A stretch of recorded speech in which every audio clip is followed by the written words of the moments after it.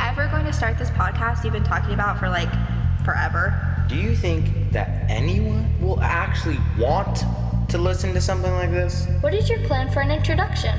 Are you sure you want to talk about these topics? People usually disagree. 3 hours? Are you crazy? Do you think you're some kind of expert or something? Are you planning to have an intro song? What if a bunch of people get really mad and hate you over this? Do you even know how to make a podcast? Are you just doing this because you like to argue with people? Don't let this be just one more thing that you talk about doing, but never actually do. Wouldn't it be better to do just one episode for each topic? Stop trying to change people's opinions. Just live your own life. Dude, people are never gonna agree. Just let it go. Is this going to be a long intro? Because if it is, I'm bored already.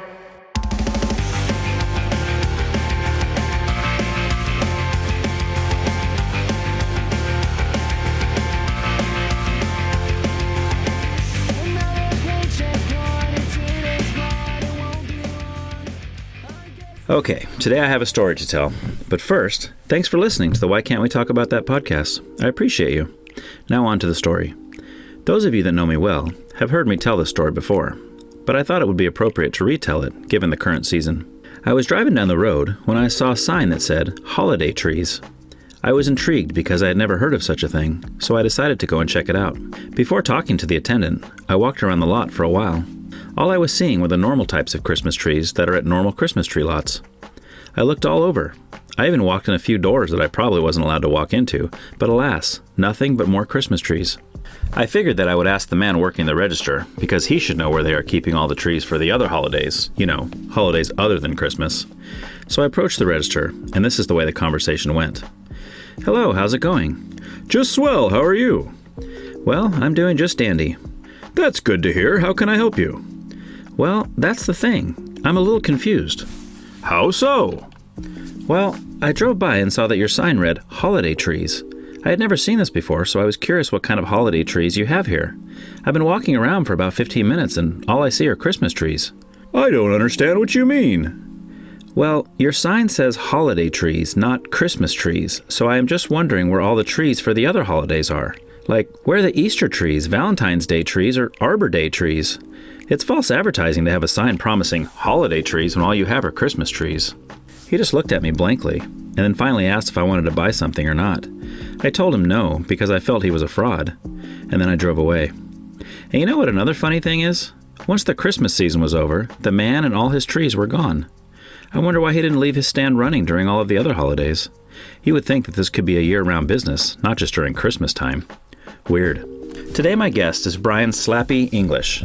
Slappy is not his actual name, of course, and you'll need to listen to the episode to find out where that name comes from. Bryan and I went to high school together and had many mutual friends, but didn't hang out or know each other really.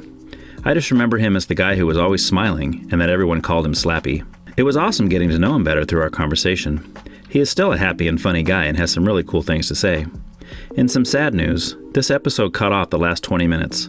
I don't know why technology hates me so much, but this is really getting frustrating. Since this is the second time that this has happened to me, I have now started recording every episode by using 2 sources. That way if one messes up, I will still have the other. So I apologize that this conversation just ends abruptly, but hopefully you can still enjoy what is there. Topics today include Sobriety, NOFX, Guttermouth, Pennywise, Volbeat, Green Jelly, or Green Jello, depending on who you talk to, AFI, Atlas Losing Grip, Him, The Cherry Cokes, Strung Out, Me First and the Gimme Gimmes, Top 5 Lists, Good Riddance, Propagandhi, Bidenomics, Housing Prices, The Blame Game, Gender Affirming Care, Supporting Our Children, Parental Authority, Biden's Bumbles, The Origin of Slappy, Growing Up Catholic, Native American Spirituality, Intelligent Design, Karma, Coming Very Close to Converting to Christianity, and Sin. If you haven't yet, please leave a review wherever you're listening to this from. It will really help me out. And I am very interested in your feedback, both good and bad, so please contact me at whycan'twetalkaboutThat@proton.me. If you or anyone else you know would be interested in being a guest on the show, please send me an email. Thanks. Enjoy the conversation. I saw Saban on because I saw that Saban was on through Ellen. You know, Ellen promoted that, and I was like, holy crap, because I see Saban at every local punk show that we go to.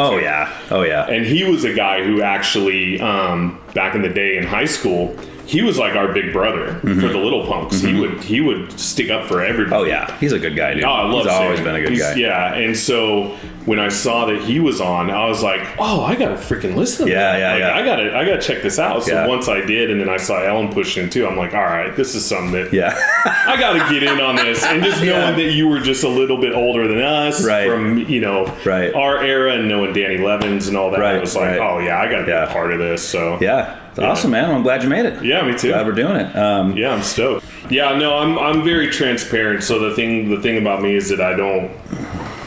If I want it out there, I'm going to say it. Yeah. And I'm not even going to edit myself in that. Yeah, and even if I'm like, you know what, I probably shouldn't have said that, but screw it. I'm gonna. That was my choice.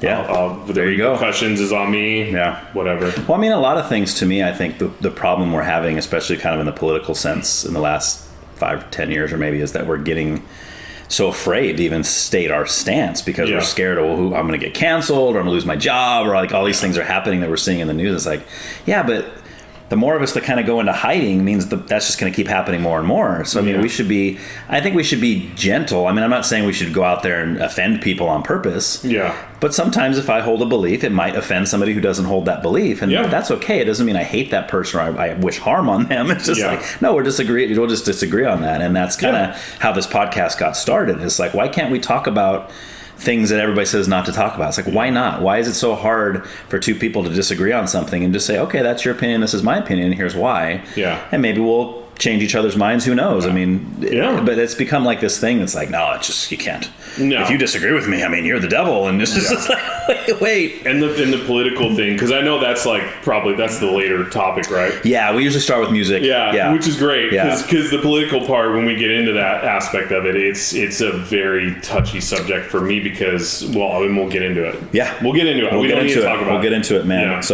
So you mentioned you have grandkids already, did you say? Well, so it's kind of a trip. Kind of give me a nutshell version of from high school to now. Yeah. And obviously we'll probably get deeper into some of that stuff later, but So so it's been an interesting span of, I'd say, was it been 25 years now? Yeah, 25 years. Because you graduated, you were 97? Okay. So 28 or 28 years. Yeah. So out from high school up until my mid-20s, I had a professional BMX career, and then also videography. I had my own production company. Dang. And did that for a few years. Mm-hmm. Yeah. And then after that kind of went away because I fell into a pretty deep alcoholism. Okay. Yeah. And so I still did that stuff, but not as fluent. Mm-hmm. But yet I didn't know I was falling into an alcoholism. Right. I thought I was just... You usually don't, right? That's usually the way it happens. You don't. I honestly, for the longest time, was just like, no, I just drink more than everyone else. Right. Seriously. And it was like, to me, that was a legitimate excuse. Like, in my mind, it was, you know. So for a while, I held a job. I never drank at work. I just did my thing. I lived a normal life, but I didn't have passion or hobbies for anything else that I used to love to do. Right. And then I got married as I was still drinking heavily, but didn't quite grasp the fact that I was, in a major alcoholism. Mm-hmm. And then we had a kid. That marriage didn't work out. It ended up pretty quickly. And then from there, I just continued just trying to live normal life. Right. And then when I finally hit rock bottom, I actually got help from Recovery Ranch in San Ynez through the help of my family. Okay. And still didn't want to get sober, though. Right. I went there because my family was pushing me. Yeah. And I was like, you know what? I'll go. I'll give it a shot, see what happens. Mm-hmm.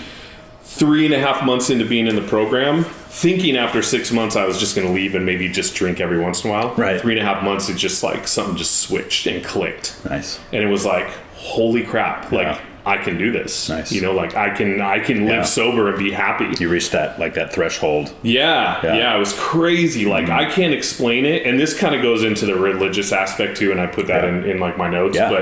But anyways, it was something that you can't explain, and it just happens. And then from there, like my whole life altered. I'm still very much me. Right. Still have the same personality, the same interests, the same love. Still a punk. Still all that. Yeah. But yet, my whole outlook on wanting to like live clean, right? You know, all that stuff just completely changed. The whole outlook on life, probably. Oh, huge. Yeah. And I went through, and this goes into the religion part too. Is, you know, like some of that stuff, you know, I tried other ways outside of my comfort zone, and it didn't necessarily function for me. So, so anyway, since then, I'm coming up on 10 years sober in February. Nice, dude.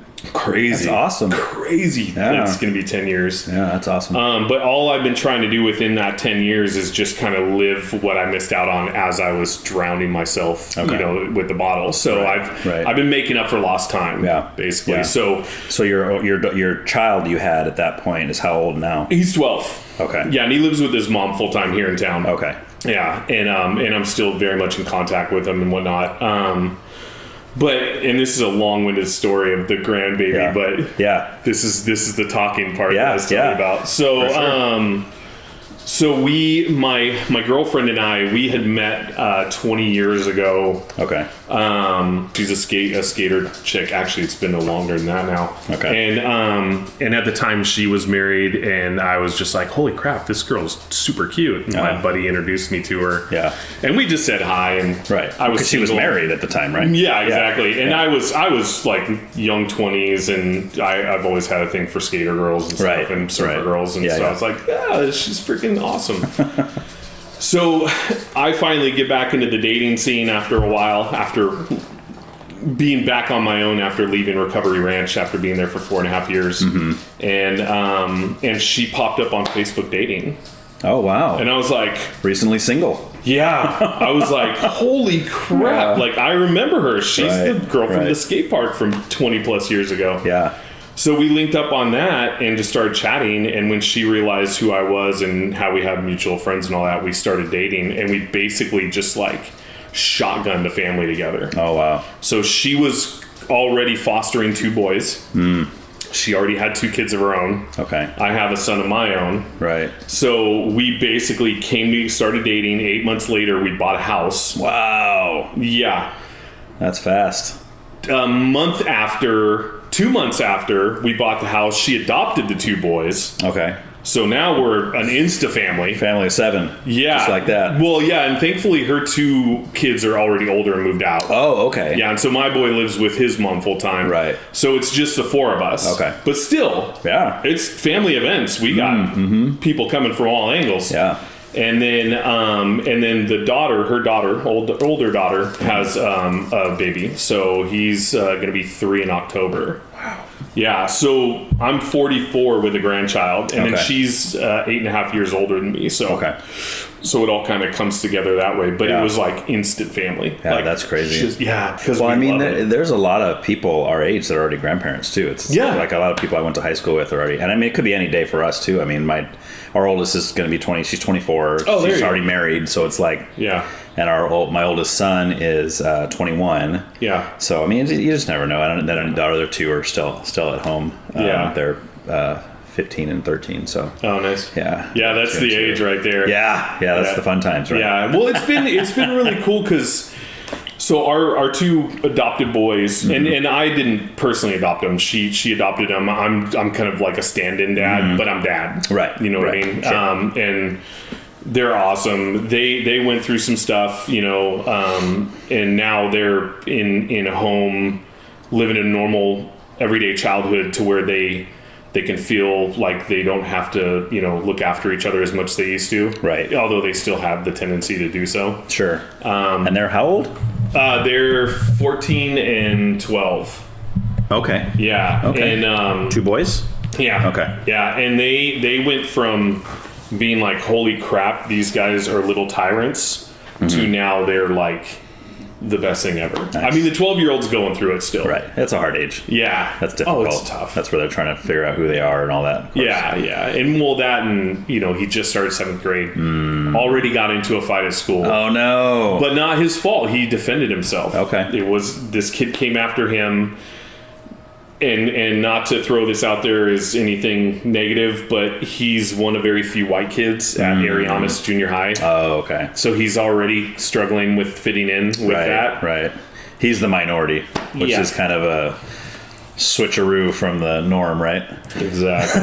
Yeah. So, which is, it's just where this society has become in general. You know, it's evolution. Things happen that way. Yeah. I mean, before us was Native Americans. Right. You know, like, I mean, it's all it all happens in general. So, but he's gonna be okay. I think it's a life lesson for him to have to go through stuff like that, anyways. Either did he get you in trouble, engage or you walk away. Yeah, but that's what pissed me off. Yeah, they always have to bust both kids, even though I think it's because the teachers weren't maybe there to see how it started, kind of thing, or they just got to take the kids' words for it. And yeah, exactly. And for us, I mean, honestly, he could have ran his mouth. Yeah, I don't know. He could tell me, no, I was perfectly fine. And I'm going to be minding my own business. Yeah, exactly. And I was just like, you know what? You defended yourself like I told you to do. Yeah.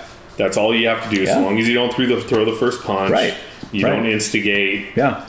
Because you can't just let them walk all over you either, because then you'll be that kid. You'll be the kid that's bullied all the time, you know, and that's an even worse problem.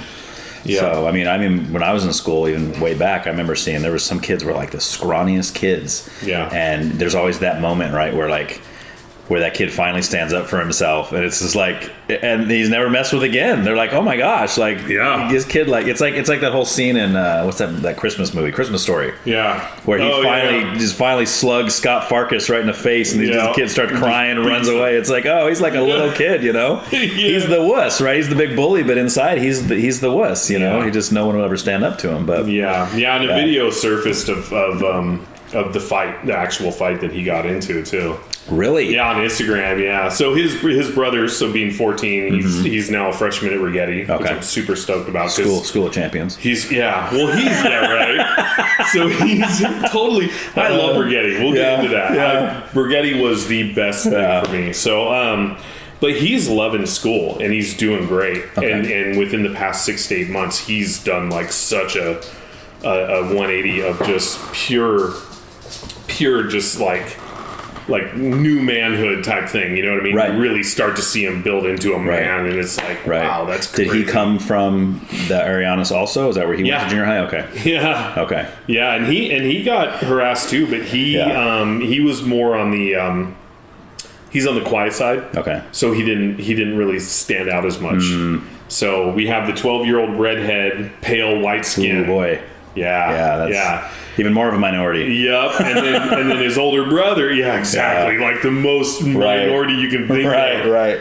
So, and then his brother is tall, skinny, and curly haired. Okay. And kept to himself and was quiet. And so he didn't really stand out as much, but still got picked on because he's one of the few white kids. So. Right. So we were, like I said, we were trying to figure it out. Like, should we do an inter-district transfer, this or that? And we're like, you know what, screw that. Like, well, first of all, they wouldn't let us do it. But secondly, it's like, how is he going to learn and grow if we protect him? Sure. And he needs to learn to protect himself. Right.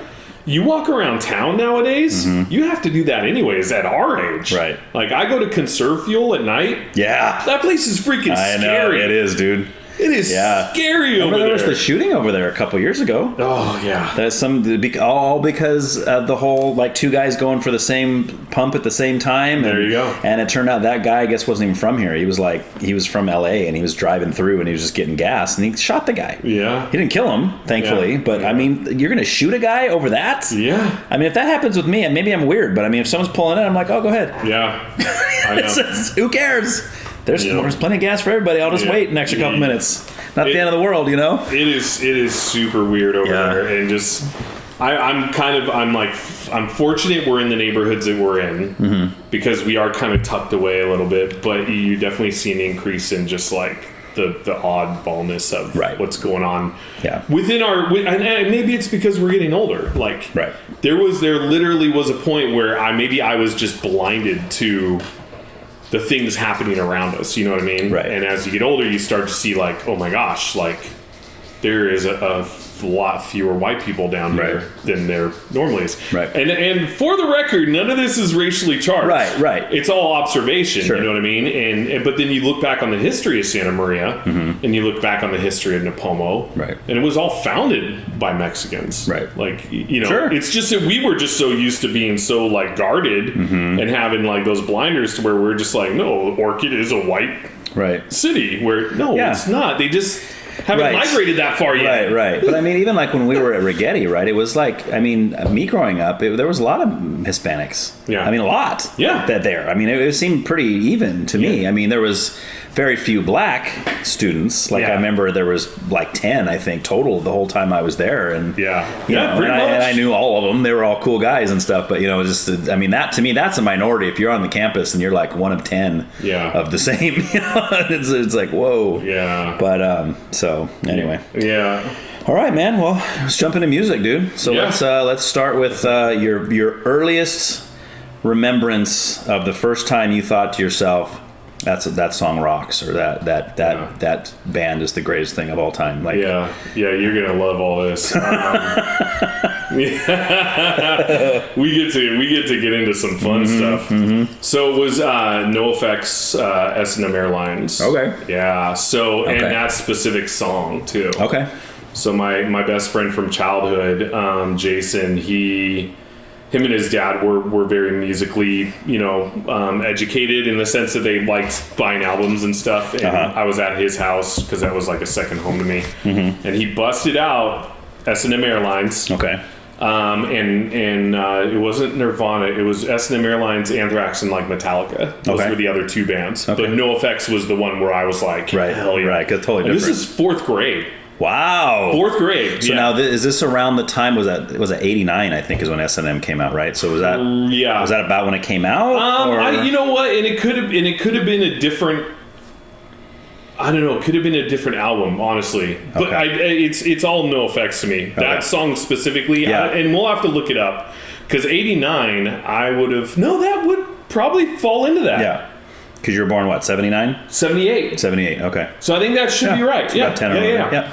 So, but NOFX out of everything, right? So he had all this music, and I was stoked on all of it. But NOFX was like the one where I was like, can we play that again? Right. You know, because normally other people are like, oh, let's listen to this, and that. And every time I'd come over, I'd be like, NOFX. Please put on NOFX. Right, Because I didn't have those albums yet. I didn't know about Boo Boo Records. I didn't know about, you know, any of that stuff yet. I was still young. Well, that was like kind of the beginning of the 90s punk scene where it really started to get, I mean, I know there's all those 80s bands and stuff, but I mean, the start of like NOFX and like some like Pennywise and some of those other ones that were like kind of the crux of the whole 90s scene in there, you know. I mean, and so for you to come in when that came out, like you were way ahead of the game as for me. I mean, the first NOFX album I heard They Suck Live. Oh, nice. That was the very first one I ever heard, which is a great album. I love that album. Yeah. And then, you know, which I think that's the best era. I think probably from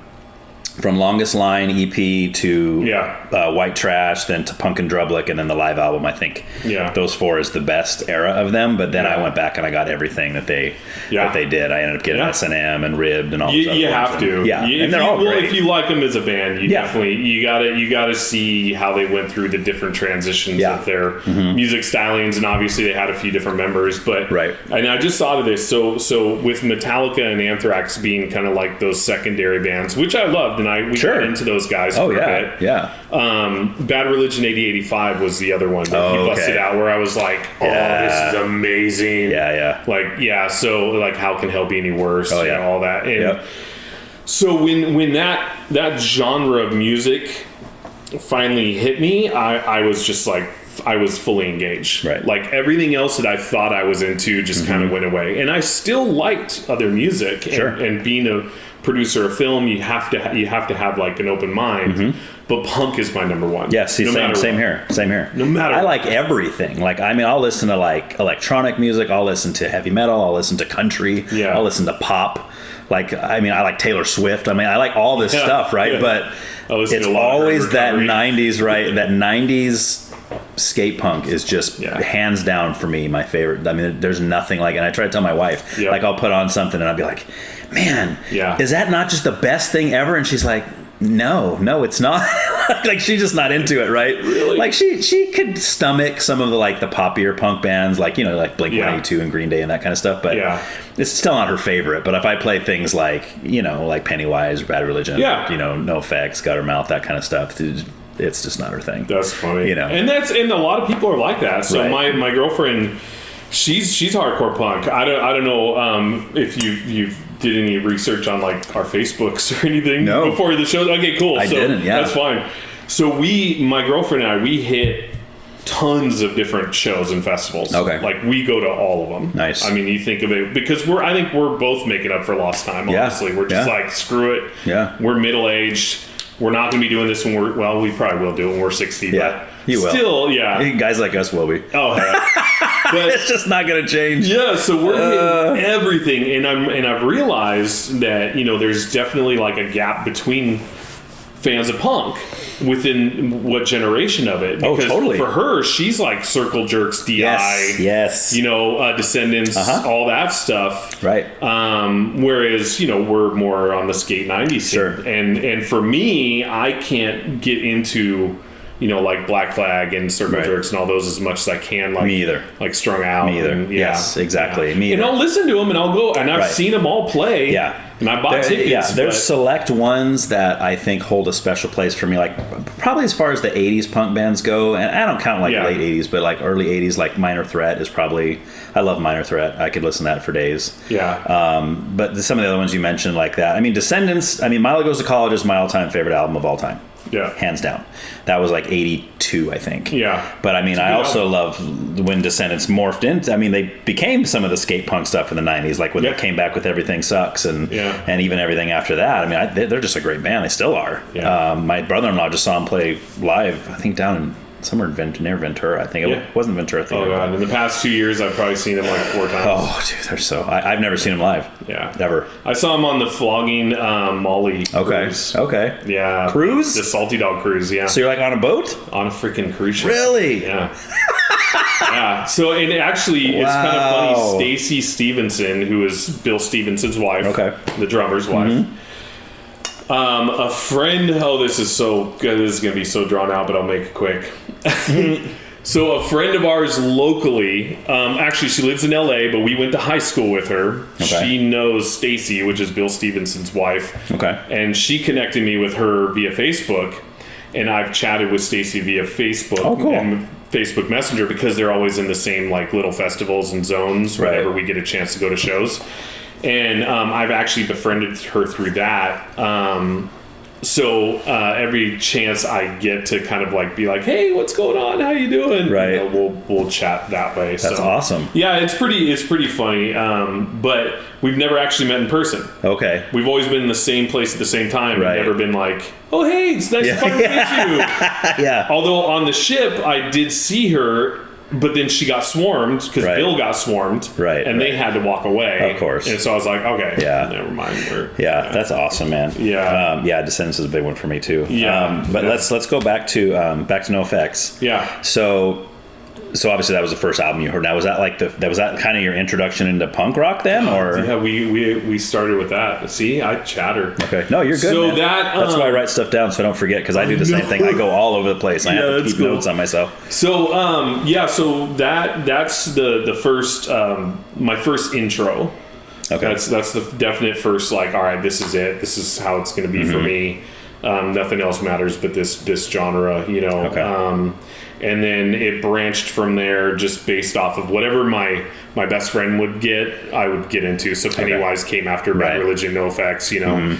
And then it branched into like Guttermouth, who are still great, by the way. Dude, see Mark is still you listen to Saban's episodes, so you probably know kind of my thoughts on this, but I mean, of all of the 90s punk bands, that's right, I honestly think that Guttermouth, and it's just my opinion, is the only one that has really just kind of stayed I mean, they haven't really. They had one album, Gusto, where they try to go the poppy route a little bit. Yeah. But everything else is just. I mean, those riffs are just fast and quick, I love it. and the vocals are phenomenal. Yeah. Like every other band I can think of from that time frame has gone through a lot of changes, right? Yeah. Like you listen to Bad Religion, you Suffer, and compare it to like now, way different. Still good, but just different. You know what I mean? Like, or even Pennywise. You listen to like Unknown Road, and then you compare it to later on, and it's just not the same. Oh, we can get into so many bands that do that. And that's the thing is, so like for me, even though these were original bands of what got me into, punk, and that I started with, that doesn't mean I still listen to them nonstop. You know what I mean? Like I haven't busted out a Guttermouth album or put it into my Pandora since back in probably, I would say, the early 2000s. You know what I mean? Yeah. But I went and saw them at the Siren. Okay. And because I was like, we got to go if they're going to be in town. Right. Like, for sure. We can't miss out on that. Yeah. And so I put them back on, and then it was like Teriyaki Moto. Oh, yeah. Oh, my gosh. That was the first album I ever had by them. Yeah, and I have all the albums. Yeah. I still have all my CDs. Yeah. But then when I listen to them again, it definitely like throws you back to like, oh my gosh, this is why I love these guys. I love it. Yeah. So in my punk like catalog has expanded so much. It'll always go back to the originals of NOFX. Believe it or not, I'm not a huge Pennywise fan. Okay. I just can't do the bro stuff. Yeah. I really can't. I mean, I love them. Don't get me wrong. And I finally got to see them live. I've never seen them up until this last Ventura Punk in the Park. And it was great to be able to say, hey, I've seen Pennywise live. Right. But I literally stayed for 2 songs. Okay. And I left. Nice. I was like, we got to drive home. I'm not a huge fan. Right. But they've always been in our life because and I mean I wouldn't even necessarily put them in my top either. I think About Time, I think it's called. Yeah, that album I think rips. I mean, that it's one great. is just it's good from start to back. But I mean, other than that, I think the rest of them are kind of like select songs here and there. Unknown Road has some great songs on it. Their self-titled has some great songs on it. Full Circle had a song. Society, I think that was a good one. Society, that's just a good pump up, and the drums come in. Yeah, that is a good one. But again, definitely not my favorite. So as far as NOFX goes, do you have a favorite like album by them? Actually, and this is kind of hard to believe for a lot of people, but I think one of the greatest. Well, S&M Airlines is always going to be on the top, list. And this is another thing is I don't do the list thing. I think I mentioned, but but I do it, but I don't. Right, and this is all part of evolution too. And but S&M Airlines is always going to be in my heart because it's what started, my punk rock fan career. Sure. But The Decline is interesting. My most favorite. It's like a 17-minute song, basically, right? Oh my God, yeah. And so there was the other night.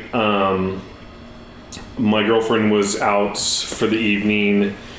She works as a security guard on the side. Really? Yeah. Free shows. Whew. You get paid to go watch concerts. Yeah. That's cool. It's awesome. So, So she was gone. It was just me and the boys. The boys were upstairs with their headphones on and on their tablets.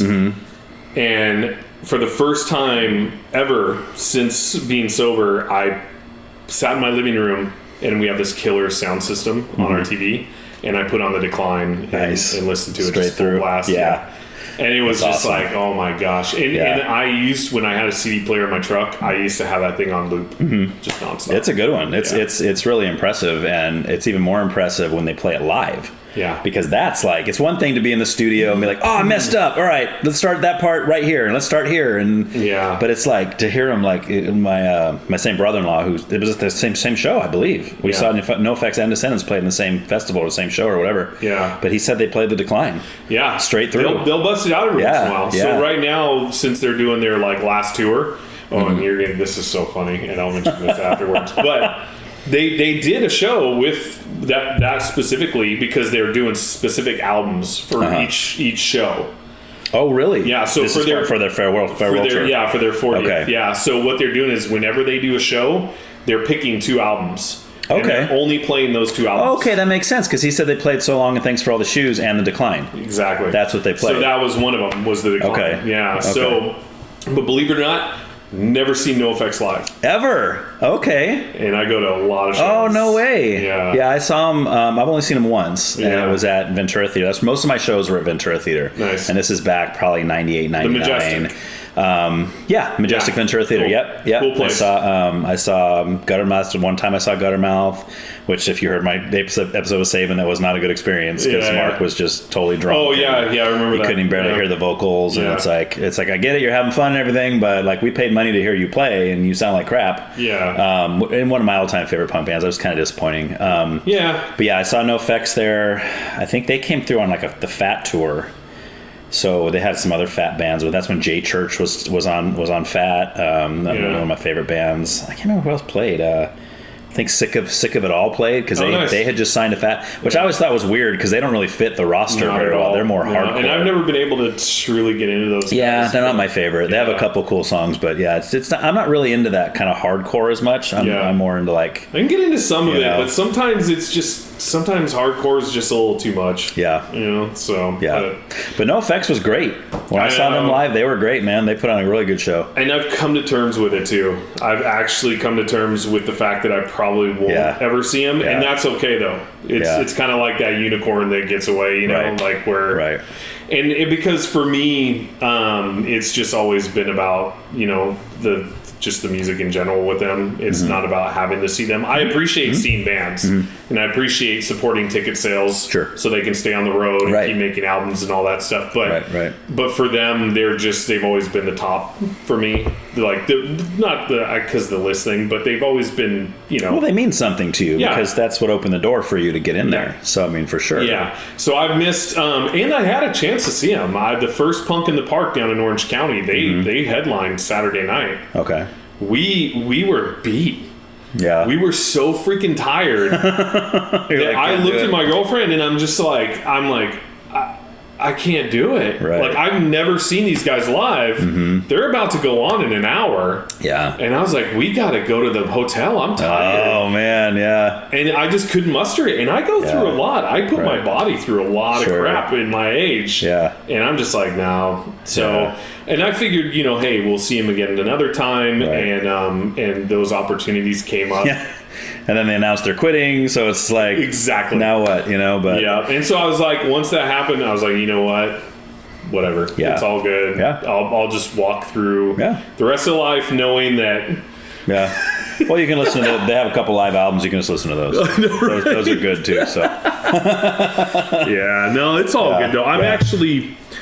I'm okay with because I've had the opportunity to see so many people. I'm okay with it. You know what I mean? Like it's just one of those things where you just you can't be like, oh god, why? You can't see everything. No, you can't do everything. Though. You're trying. Do you have a favorite show? You've seen lots of shows, so what's your favorite? So the two. This is kind of crazy, and I'm glad you brought this up. The two that stood out the most in the most recent shows that I've seen, because it's hard to remember the ones back in the day. Oh, yeah. You know what I mean? Yeah. I mean, you remember some, but we recently, within the past, let's just say 2 years, maybe, Volbeat. Volbeat. Oh, God. See, I've heard the name, but I'm not familiar. Yeah, you got it. Yeah. Okay. So, Social Distortion Influence Band. Okay. They're from Germany or something. They're from over in Europe. So it's a punk band. I hear Volbeat. It almost sounds like electronica or something. Punk metal. Okay. Yeah. So they played Vina Robles. My brother-in-law introduced me to these guys like 15 years ago. Really got into them. Amazing. Just you gotta listen to them. Yeah, I'll check them out for sure. They played Vina Robles. And they just tore the house down. Nice. It was insane. They're just their performance, their stage presence, everything was just freaking amazing. So that's one. But the second was Green Jelly. Okay. Yeah. So they played the formerly Green Jello. Yes. Yep. Exactly. Wow. So it's still technically Green Jello, but they have asterisks. Yeah. It's really weird. You're right. You're supposed to pronounce the Y as an O. Yeah. Right. That's. Exactly. I think I love that. Yeah. That they did that. They're like, fine, we'll change it, but we won't. Great. So good. So they played Flower City Ballroom in Lompoc. Okay. And I don't know if you've been there yet. Never. Okay, it's a tiny venue. I mean, you could probably... it's decent size. Okay. But they have food available, a little small bar. It's still going today? Like they still have shows there? Okay. Oh, yeah, it's really cool. We've actually, a lot of local bands play there. A lot of the, Carry the Nine, Hostile Takedown. Oh, okay. Division 13, all those guys. Yeah. All the bands who are still around today. Right. Dad Religion. Those guys, they all try and get together and, put shows together over there. But Green Jello came through, and I mainly remember them from their Little Pig song. Yeah. And I told my girlfriend, and I gotta stop saying girlfriend, it's Rhonda. Her name's Rhonda. So I told Rhonda, I gotta stop saying that. Yeah. So I told Rhonda, we have to go to this, just because this band was huge on MTV. Oh, yeah. Their video was... Yeah, the little claymation one. With I love it. It was played nonstop. Right. So I was like, we have to go see this, just because it's one of those once-in-a-lifetime things. And they're playing at freaking Lompoc. Right. It's right there. So we went there with an open mind, and it felt like everything was delayed, and it was one of those shows where you just felt like everything was falling apart, because you see, people who were in the band... scattering around to get set up. It's just one of those things where it just felt weird. Yeah. Right? When they finally got on stage, they freaking killed it. Really? Oh my gosh. Wow. I kept coming back to the table because Rhonda was sitting at this little bar table, and she was loving it, but she was just sitting there. Right. I couldn't stop getting close to the stage. I had to keep coming up to just see the chaos. I was like, this is freaking amazing. Great. Yeah. So Hostile... Did you know any of their other sons when you went to the show? No. Okay, see, I wouldn't either. That's the only song I know. Yeah, I had no idea. Yeah. So in Hostile Takedown, they had opened up. So local band, right? The guitarist, it was his 50th birthday, so there was a huge crowd for that. Okay. About 75% of the crowd left after Hostile Takedown. Oh, really? So there was 20 people there. Oh my gosh. In the crowd. See, that makes you feel bad for the band. Oh god, they played like it was the freaking it was the like it was Madison Square Garden. Exactly. It was amazing. Their guitarist was ripping around all over the place. He ran out the front doors, ran down the sidewalk because he had a cordless on. I mean, it was amazing. The music was amazing. Everything was it blew me away. And That's then awesome. I ended up going home the next day and looking up just kind of just the story behind it in general. And as it turns out, the lead guy, I forgot his name, it's Bill something. He's on a mission to become the worst band ever or something like that. Really? It's kind of funky. You got to watch it. Huh. But he's got a huge following. So in LA, he's like a god. People look up to him, and they come to him for music advice and hey, can you put me in your show and this and that. And it's just a bunch of crazy artists who get together and do weird stuff. And so how trying to be the worst band ever? If they get up there and they rip like that, then you think they would play crappy on purpose or something? I know, yeah. But I think it's the awkwardness. So how I was saying, when I was there and it felt like everything was falling apart. Oh, that's part of the act. I think either that or it's just their personalities. Okay. But I can tell you, as musicians and performers, freaking amazing. Yeah. And I never thought that I would ever say that one of the best shows I've ever seen was at the Flower City Ballroom in Lompoc. And some band that you only knew one song by when you showed up. Oh, and Saban was there. Oh, was he really? Yeah, and he looked at me and he's like, I can't do this anymore. He walked out. He bailed. Nice. And I told him, I'm like, I get it, but I'm staying. I have to stay for this. Yeah. Well, he was probably there for Hostile Takedown because he's friends with those guys, right? Yeah. Is that the one he said Billy Noble's the drummer? Yeah. Or okay. Yeah. Because I think we talked about that. it was amazing. And honestly, those are the two. I have iconic shows and shows that I was stoked to see, you know, and finally check off my list. Yeah. But when it comes to being sucked into and having a spiritual connection with a show and a band, those are the two that I can say truly affected me. Okay. And that's even after waiting to see bands or seeing huge bands for a long time. I've never seen Dropkick Murphys, and the first time I saw them, I was like, cool, that's Dropkick Murphys. Yeah. See, and with them, I'm the same, actually. I was never a big fan, and then I saw them play, believe it or not, at Ventura Theater, same place I saw all the shows. And I was a bigger fan of them after I left the show than I was when I got there. Yeah. Because I didn't go to see them. I think they were opening for somebody. I don't remember who it was. See, dude, it's all... I wish I would have wrote it all down because it's so scattered. Like, a lot of these bands, I don't even remember who I saw. Like, there's like bands like Fury 66 that a lot of people don't even know about. I saw them play and they had one album or something. Yeah. Loved it. Yeah. Never saw them again after that. I think they opened... That's right. I just remembered. They opened for AFI at the Living Room. Yeah. I saw them play at the Living Room. You remember the Living Room in Goleta? Yeah, I've seen the Aquabats there. Okay. Yeah. So I saw them there, and it was right when Black Sails in the Sunset had come out. Oh, nice. And the All Hallows LP, kind of that era of AFI. Are you an AFI fan or no? Oh, God, we're going to get into it. Okay. Yeah. Because you are a fan or because you're not a fan? No, I am. Okay. Yeah. No, all right. I that was my first show ever. My first of all time? Show. Yeah. Okay. Yeah, at the Rio Grande Women's Center. Okay. Yeah. What year do you know? Oh, God, I don't know. Probably freshman in high school, so that would have been like 93. So that's early. Yeah, 93, 94. So that would have been like shoot, they probably weren't even signed to Nitro yet at that point. I can't remember. No, it was their God, the album with the genie on it. Which one was that? The Genie. I'm not a huge fan. I'm a fan, but not a massive. Well, they had Answer That and Stay Fashionable. That's when they're on the suits. It was the one before that. Yeah. Well, I thought that was their first one. Yeah. But I might be wrong there. I don't know. I'm not sure, but it was. Yeah. It was. I bought the CD there at the show because I was like, "Holy crap!" Yeah. Like, that's back when they were more like skate punk. Yeah. This was before their transition. Their first two albums were definitely like that. That Very Proud of You album was epic. Davey's voice did it for me. Yeah. That's what it was. Yeah. Honestly, like, and the music's great too. Don't get me wrong. Like the riffs and everything are great, but Davey just that high pitched scream that he had, just like. Yeah, it blew me away. So, and I've followed them for many years, and I've always been proud to say that, like, I saw them before they were big. Yeah, that's huge, man. Yeah, it was rad. Yeah, and it was the fact that it was in AG at a women's center, like, small venue, like what we've always been known to have. Yeah, but.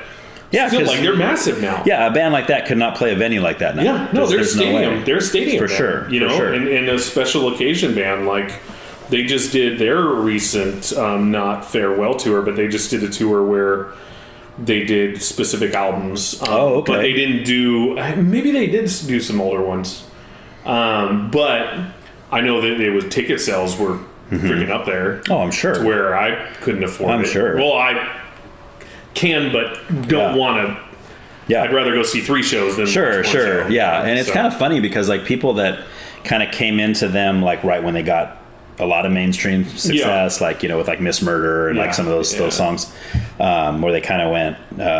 I guess they've been classified as like an emo band now. They're much more. I mean, they changed a lot. They changed a lot. Yeah. But I think it's still good music. I mean, I definitely prefer the older stuff, right? Yeah. But it's funny because some of those people that only know them from that style, if you show them like Very Proud of You or even like Shut Your Mouth and Open Your Eyes, that's the one you're talking about with the Genie. Yep. Okay, that is the one. Okay, so that one. So I thought that was number 1. That's the third album. Okay. Yeah, that's the third album. That's when they kind of started to go into that's probably the most hardcore album they have. Yeah, I think there's some great songs there, like Third Season and what's some other ones? There's great songs on there. I think Very Proud of You was those. I think that's the one I bought at the show then. Okay, that probably was. That's the one that shows the guy trying to run away and the girl's holding on to his. Yeah.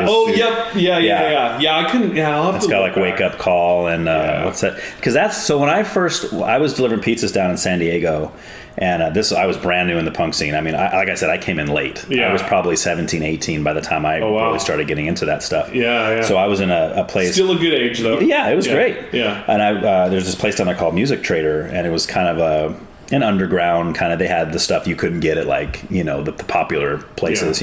Oh yeah. And I was in there, and that's back when the punk labels used to have those like $3 comps. Yeah. Because they wanted you to hear their bands, right? And there was this Nitro Records comp that I think it was called Go Ahead Punk Make My Day. Yeah. I remember that. Yeah. So like a Clint Eastwood looking dude on the front. Well, I totally remember that. That had 2 songs off of that AFI album. Yeah. And that was the first time I had ever heard them. And I had Jughead's Revenge was on there. Who else? The Guttermouth. It's the first time I heard Guttermouth too. They had 2 songs off Friendly People were on that comp. Friendly People. So yeah, it's fantastic. But yeah, so I mean, it's AFI has always been a big one for me, and when I think Black Sails is their best album, that's my personal thought. It's a good one. Mainly because I think when you see them live, because they have all those choruses. Yeah. You know, and when you see them live, the whole crowd is singing that. Yeah. And you're just engulfed by it. It's just amazing. It's like, dude, it's just like, this is so cool. Those in those bands that can create such a cult following, like, even though for some people, I'm sure there's a lot of people out there who look down on AFI for what they've created, because obviously within the thought of punk is that you don't sellouts. You don't do that. But for them, like, I'll always be a fan no matter what. Yeah. But with those bands that create those cult followings, they've built something special for a lot of people, and you can't hate on them for that. Like, I actually, and this kind of goes into a little bit of maybe like the spiritual sense of music for me, is that like I can get into bands like 30 Seconds to Mars, right? Oh yeah. Huge Jared Leto fan. Okay. Love his acting, love his music. Yeah. People can bash on me all they freaking want for that, but what they built is special to a lot of people, and it's good music. AFI has done the same thing. Right. They took their fan base and they just made it bigger by making it, some of it commercial, but a lot of it is because they're theatrics. Yeah. Because they can pull people in on an emotional standpoint and say like, hey, I get it. I'm with you. I mean, Davey's gay. Is he really? Oh, yeah. Is he openly? Oh, always, yeah. Really? Oh, 100%. Oh, how funny. Oh, he's huge in the San Francisco. I mean, he seems... Yeah, I mean, it doesn't surprise me. I just didn't realize that I mean, I know it's bad to say that. A lot of times when people come out, you're like, oh yeah, we kind of already knew that already. But but when they openly come out, I didn't realize he had done that. He's been out since day one. Yeah. Okay. Yeah, no, and he's very okay with it. Okay. And that was always a trip to me, because back in the early 90s, it wasn't, as like okay to be out. You know what I mean? Like, that wasn't like something you basically. You had to be safe about it in a sense, but Davey was always very upfront and okay with it, and it was always a trip to me just because it was like, oh, it's a punk band, but the singer's gay, and at that time you didn't. Sure. It wasn't as open as it is today. Today it's totally different. So, well, I mean, that's kind of a punk rock thing. I mean, punk rock's about going against the norm, right? So, I mean, if the world is saying, we hate gay people, then what could be more punk to say I'm gay? Yeah, exactly. and he was more open to it than anyone else I had ever seen in my entire life. You know what I mean? That's the thing. Is it wasn't like as if he was trying to be hidden about it or anything. But for him and bands like 30 Seconds to Mars, like, they can relate so much to these younger generations of kids that they're allowed to build that type of a fan base and get away with just doing stadiums nowadays. Because I think that's what it really means to them. I think they're all about having as much emotional pull on people as they can. Of course, they're going to make money too and be successful. But, and I hope they do. Yeah. That's the thing I never understand. When people look at bands like Green Day and The Offspring, and they're like, oh, screw those bands because now they're making all this money. Are you just jealous? I mean, they're playing music live and writing and recording music, and they can make a living off that, and a good living. Yeah. Who wouldn't want to do that? Yeah. They're still, I mean, I understand, like, and I've said this so many times, but I think that if a band totally changes their style for the purpose of making money, then screw that. That's a sellout, right? To me, that's a sellout. But I mean, but at the same time, I mean, I'm not really much of a musician. I've like been in bands like that. But I mean, if I always think to myself, I would want to grow and expand. Yeah. I wouldn't want to get pigeonholed into the same thing. But then from the fan standpoint, we're like, no, we loved your last album. Can you give us more of that? Yeah. But they're going, dude, we just toured that album for a year. We're playing it nonstop, right? Some of them 2 years. Yes, right? We want to do something new and different. We want to expand. And the fans are going, no, don't expand. We love the old stuff. Right. Yep. So, I mean, I think it's really impressive when a band is able to expand but still keep the old kind of style somewhat. So, like, when you see a show, like, I haven't seen AFI since, like, 98, like I said, but... Oh, you gotta watch. So I don't know what they do. Do they still play old songs, or do they just? No, yeah, I think they're very album specific. I'm pretty sure. Yeah, which makes sense though. I mean, when you're that successful now, you kind of want to stick with what's going to sell. But right, but like guys like me, if I was to go to the show, I'd be really disappointed if I didn't. Because like I said, I like their new stuff too, but I would also want to hear something off Very Proud of You or something off of Black Sails, or I want to hear that. That's what I really want to hear. And I think that's what they've become. They've become one of those bands to where they can get away with now being like, you know what, we're going to play this select amount of shows, but we're only playing these albums, so you can, which is what NOFX is doing. So you can choose which ones you want to go. Yeah, it just sucks if your favorite album's being played like in New Jersey or something. Yeah.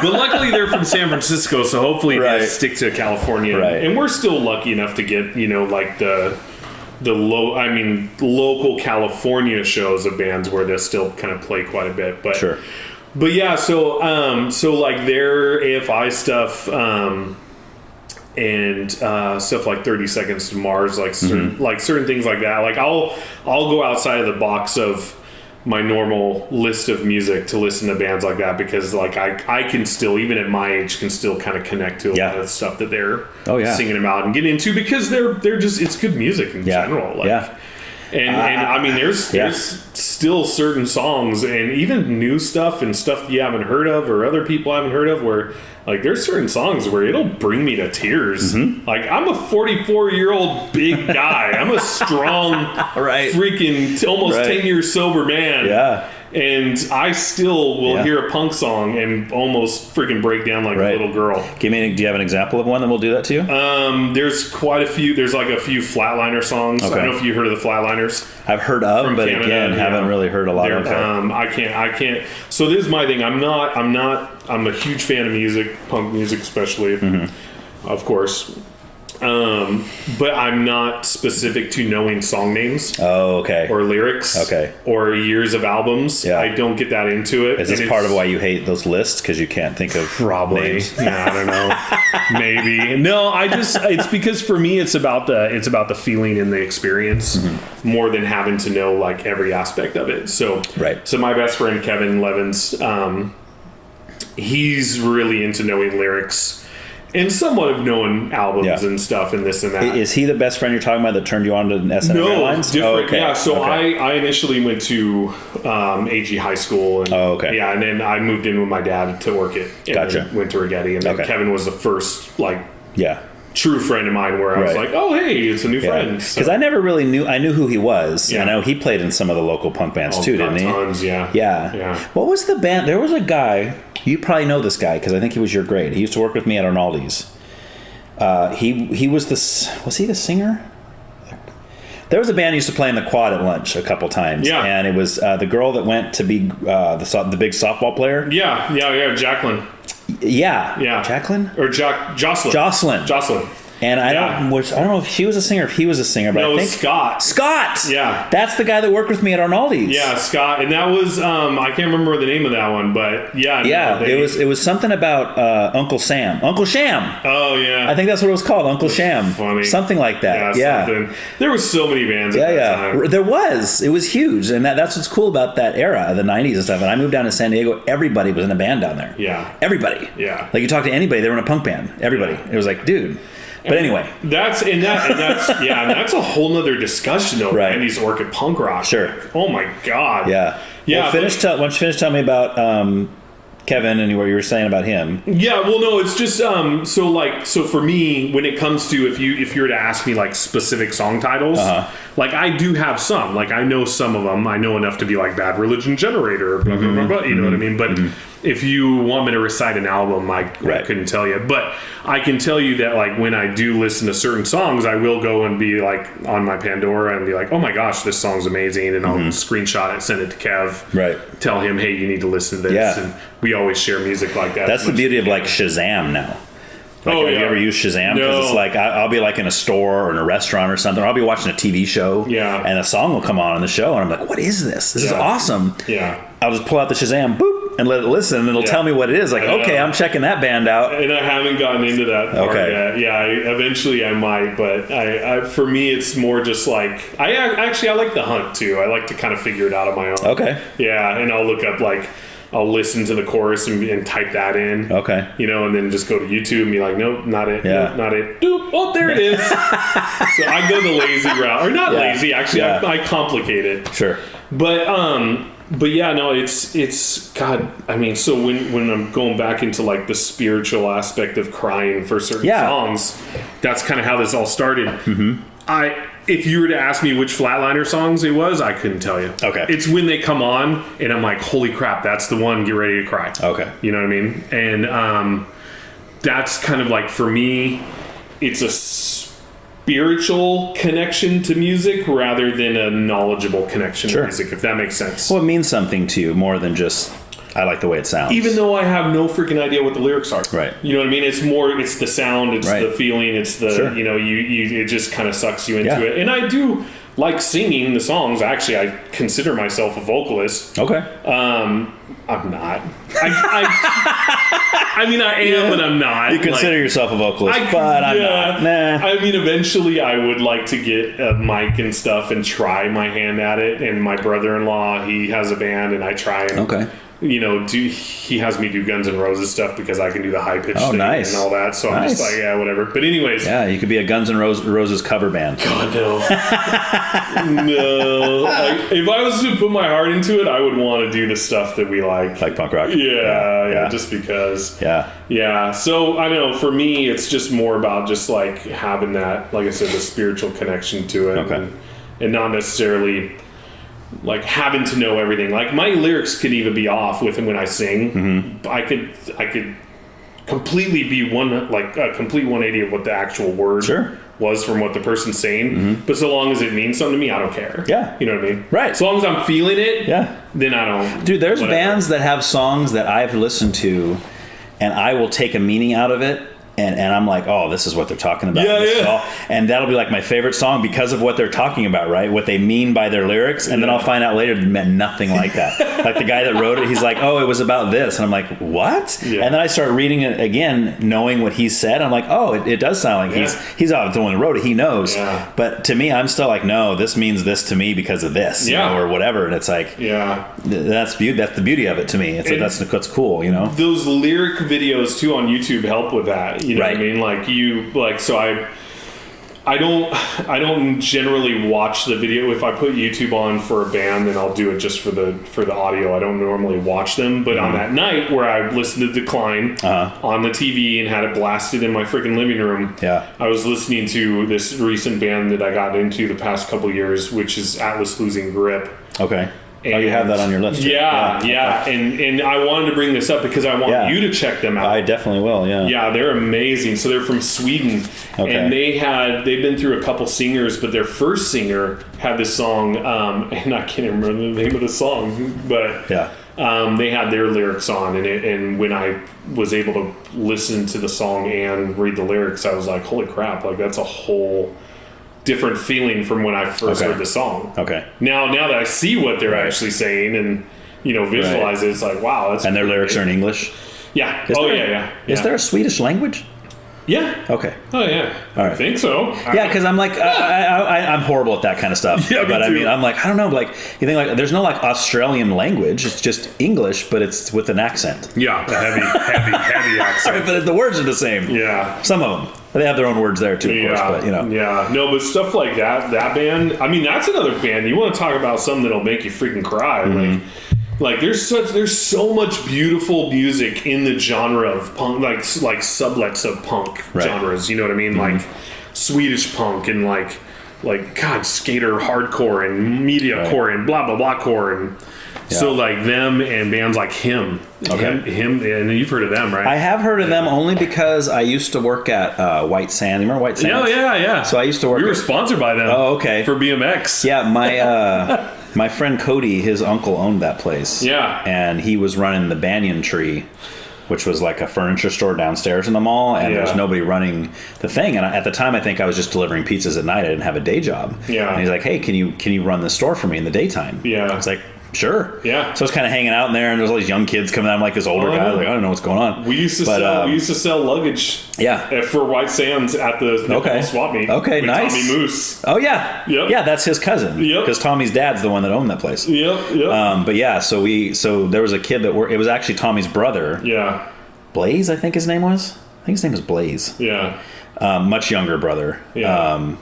And he used to work with me in there. Yeah. And he was a big fan of that band. Nice. And he used to play that band all the time. Yeah. So I haven't listened to them in dang, that must have been 20 years ago. Yeah. Probably. Something like that. It's pretty funny because as you get older, you start to see, it's another thing where your blinders come off and you start to like experiment with different little genres and pockets of where the punk scene goes. And plus when you see shows, like there's a huge punk scene in Japan that I never would have thought of. Oh really? Oh god, it's insane. Like we had on the cruise a band called the Cherry Cokes, and they were on there and they freaking ripped the house down. They were like Flogging Molly, but they just tore it up. That's a cool name. Yeah, it's super sweet. Well, and especially for Japan, like they thrive on American culture and all that. So that's where that came from. But then you start seeing all these little pockets of punk rock, and it's just fun to find bands like Atlas Losing Grip. Him, you would never think of him as being like an Americanized band, but if it wasn't for Bam Margera, they wouldn't have really been known as much. That's a skateboarder guy, right? Okay. Yeah. But once they were brought into the U.S., next thing you know, it's like, holy crap, there's a whole nother like fan base for them. Right. And that's the other type of music for me where it's like you get that spiritual connection of like, oh, these guys are so freaking good. Yeah. But yeah. Do you remember you talking about Japanese punk? Do you remember High Standard? No. Oh yeah. They were on Fat Wreck and they had the California Dreamin' cover. Yeah. So funny. God. And they had a couple good albums on Fat too. Yeah. But you could never really understand what they were saying. They were speaking English. Yeah. But their accents were so thick that it was just like, I gotta read that. I gotta read these lyrics. Yeah, I had to re-engage myself for a sec because I was like, no, instantly, and then I remembered like seeing their logo. Because there was a Fat Records comp that I had. It was the first one I ever had. I think it was called Physical Fatness. Yeah. No, Survival of the Fattest. Yeah, that's what it was. It was the second one, and that California Dreamin' song was on there by High Standard. I remember that. Yeah, I remember that song on that comp. Yeah, and that was like, and that was the first time I ever heard like Good Riddance, and I heard Strung Out. The first time I heard Strung Out, I think. God, all those guys. What was this? It was either Rotten Apple or no. What's the song I'm trying to think of?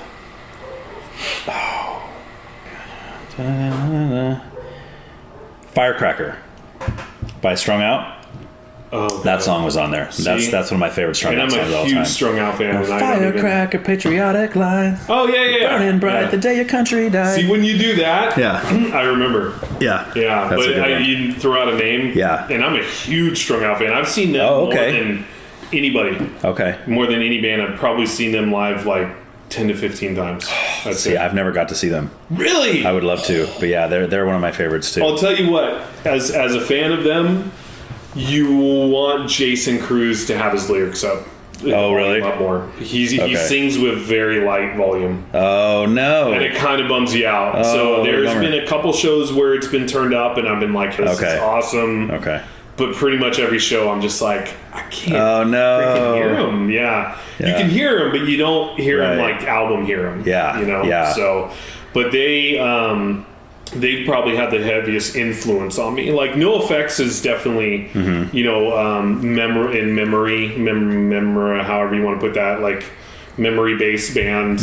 Obviously going to be number one in Bad Religion. Yeah. But Strung Out, I've had the most, I'd say, connection with, just, and not even lyrically, just because it's just their music in general. And they're another band where I'll hear some songs and I'll want to freaking break down. Just because it's beautiful music. Well, their lyrics are so deep. Yeah. Like that guy he's an amazing lyricist, and he's talking about some dark, like you get into what was their third album? Oh, a lot of drug stuff. Yeah. Yeah, and almost like to the point of like demonic, like the demonic influence of drugs and that kind of thing, what Twisted by Design. Yeah. The third album had some songs in there. That's my favorite album by them. Yeah, it's a great album. Yeah. I have that one. The one before is probably a close second. But there's some of the ones on there like Ultimate Devotion and which again you're probably like song titles. You're like, what is that one? Yeah, I know. But and some of them, like I said, they'll pop up and I'll be like, oh yeah. Yeah, and one of is it Ultimate Devotion? I might have the title wrong, but the one that's 101, 101.1 Fahrenheit. To some it's a fever, to her it's just right. Yeah, that's one that's like, oh, there's and it gets in there. It's like, oh, yeah, so good, dude. It's just I think vocally that guy's fantastic, and lyrically that guy's fantastic too. Yeah, and he has an acoustic band. It's Jason Cruz and the Howl, and I've never seen him. I've never even heard of it. Yeah, it's like it's a mellower. They all kind of went that route. Like Tony Sly, No Use for a Name. He did that before he passed away. He had like a whole acoustic. Joey Cape. Joey Cape. Yeah, totally. Yeah, I've heard his album. Yeah, his acoustic one or one of them. I don't know if he has more than one, but I heard one of them. Yeah. So I'm at a point in my life now to where if I hear music, it's usually when I'm seeing stuff live. Okay. I'll listen to things sometimes, but like as I'm doing like our YouTube videos, I can't really have music on in the background. Right. Because copyright and all that stuff. So right. But when I have a moment to listen to stuff, then I'll put it on. So.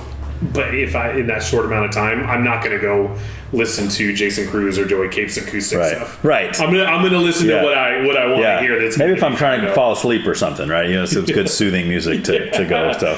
But Strung Out is if I was to have a list, yes, they would be up close to the top. Oh my god, yeah. Okay. Just freaking love those guys. So much. Yeah, and you said something about on here. You said something about a beach meetup. Was Strung Out. Oh God, yeah. Yeah. So let's talk about that. Yeah. So my best friend Kevin Levins and we were, and this is the funny thing, especially for him, is that we were down in Ventura. He ended up moving to Ventura, and still down there. But we were out walking his dog on the beach in Ventura. We see this guy with a Strung Out tattoo. And was the little atom sign or whatever? Okay. Yeah. And so we were walking down the beach walking his dog, and we see this guy and we're like, oh nice, that's a rad Strung Out tattoo. And he's like, oh thanks. Was he in the band? So this is what that's awesome. So it was Jason Cruz. No way. So we kept walking there. We kept walking, great. And then we both stopped because we had both already seen them live, 2 or 3 times by that time. This was a while ago. This was probably like 12 years ago. But we both stopped and we look at each other and we're like, that's freaking Jason Cruz. Yeah. I think he would have been like, oh, you guys are fans, huh? Yeah, well, unless he was thinking, you must not be that big of fans or you'd recognize me. No, he's super humble though. Oh, okay. Yeah, he's super. The whole band actually is super humble. They're awesome guys. But yeah, we stopped. We looked at each other and we're like, we're freaking idiots. Like, that's freaking Jason Cruz. Yeah. So we turned around. And we walked back to him and we said, we're like, hey, just so you know, we're huge fans. We just realized our error. Yeah, but he was with, exactly. And we're like, oh my gosh. But he was with his daughter. She was playing on the beach. He's such a good dad to his daughter. And his daughter means the world to him. So, and we knew that, so we didn't want to bother him too much. Right. So we were just like, hey, we just want to say we're huge fans. We've been listening to you forever. And he chatted with us for a while. And then since Kevin's been living in Ventura, he runs into him all the time. Oh, okay. Yeah. Is that where the band's from? Jason lives in Ventura. Okay. Some of the other guys are from Simi, and and one I of thought them they were weren't they from Santa Cruz originally? Maybe one of them lived up there, but maybe I'm just thinking that because his last name is Cruz. Yeah, that might be. I might be confusing that's with another band. Or and something. I know the bassist. He lived in Chris. He lived in Santa Barbara for a little bit. Okay. And so there's just they're kind of all over. Okay. So. And and I actually ran into them in Arizona once at a gas station. They were on tour. Yeah, crazy. And I was actually coming back from Texas. This was after I got sober. I was with my recovery program brothers. We were coming back from hurricane relief in Texas because we had driven out to go help out. And we were on our way through Arizona. They were at a gas station, and I recognized the guitarist, but I didn't know where from. Okay. I was like, he's in a freaking punk band. I know this. Yeah. So I hit him up. I'm like, hey, you guys are out touring, huh? Because he had a punk shirt on. I can't remember which one. Yeah. Probably Lagwagon or something.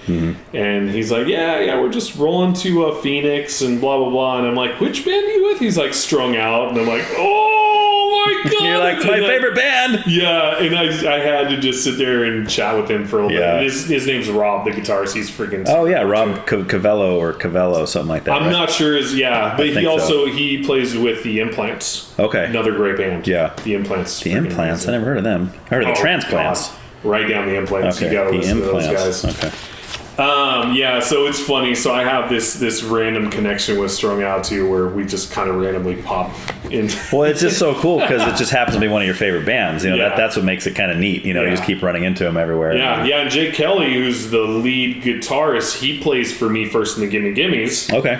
And we've been to a ton of different festivals and shows where they play. Okay. And I've ran into him a few times. Yeah, they're fun just because it's all covers and it's like, great. yeah, and they're so funny with it. Yeah. You know, I love how, was it Spike's the singer, right? At the end of almost every song, you have to be like, yeah!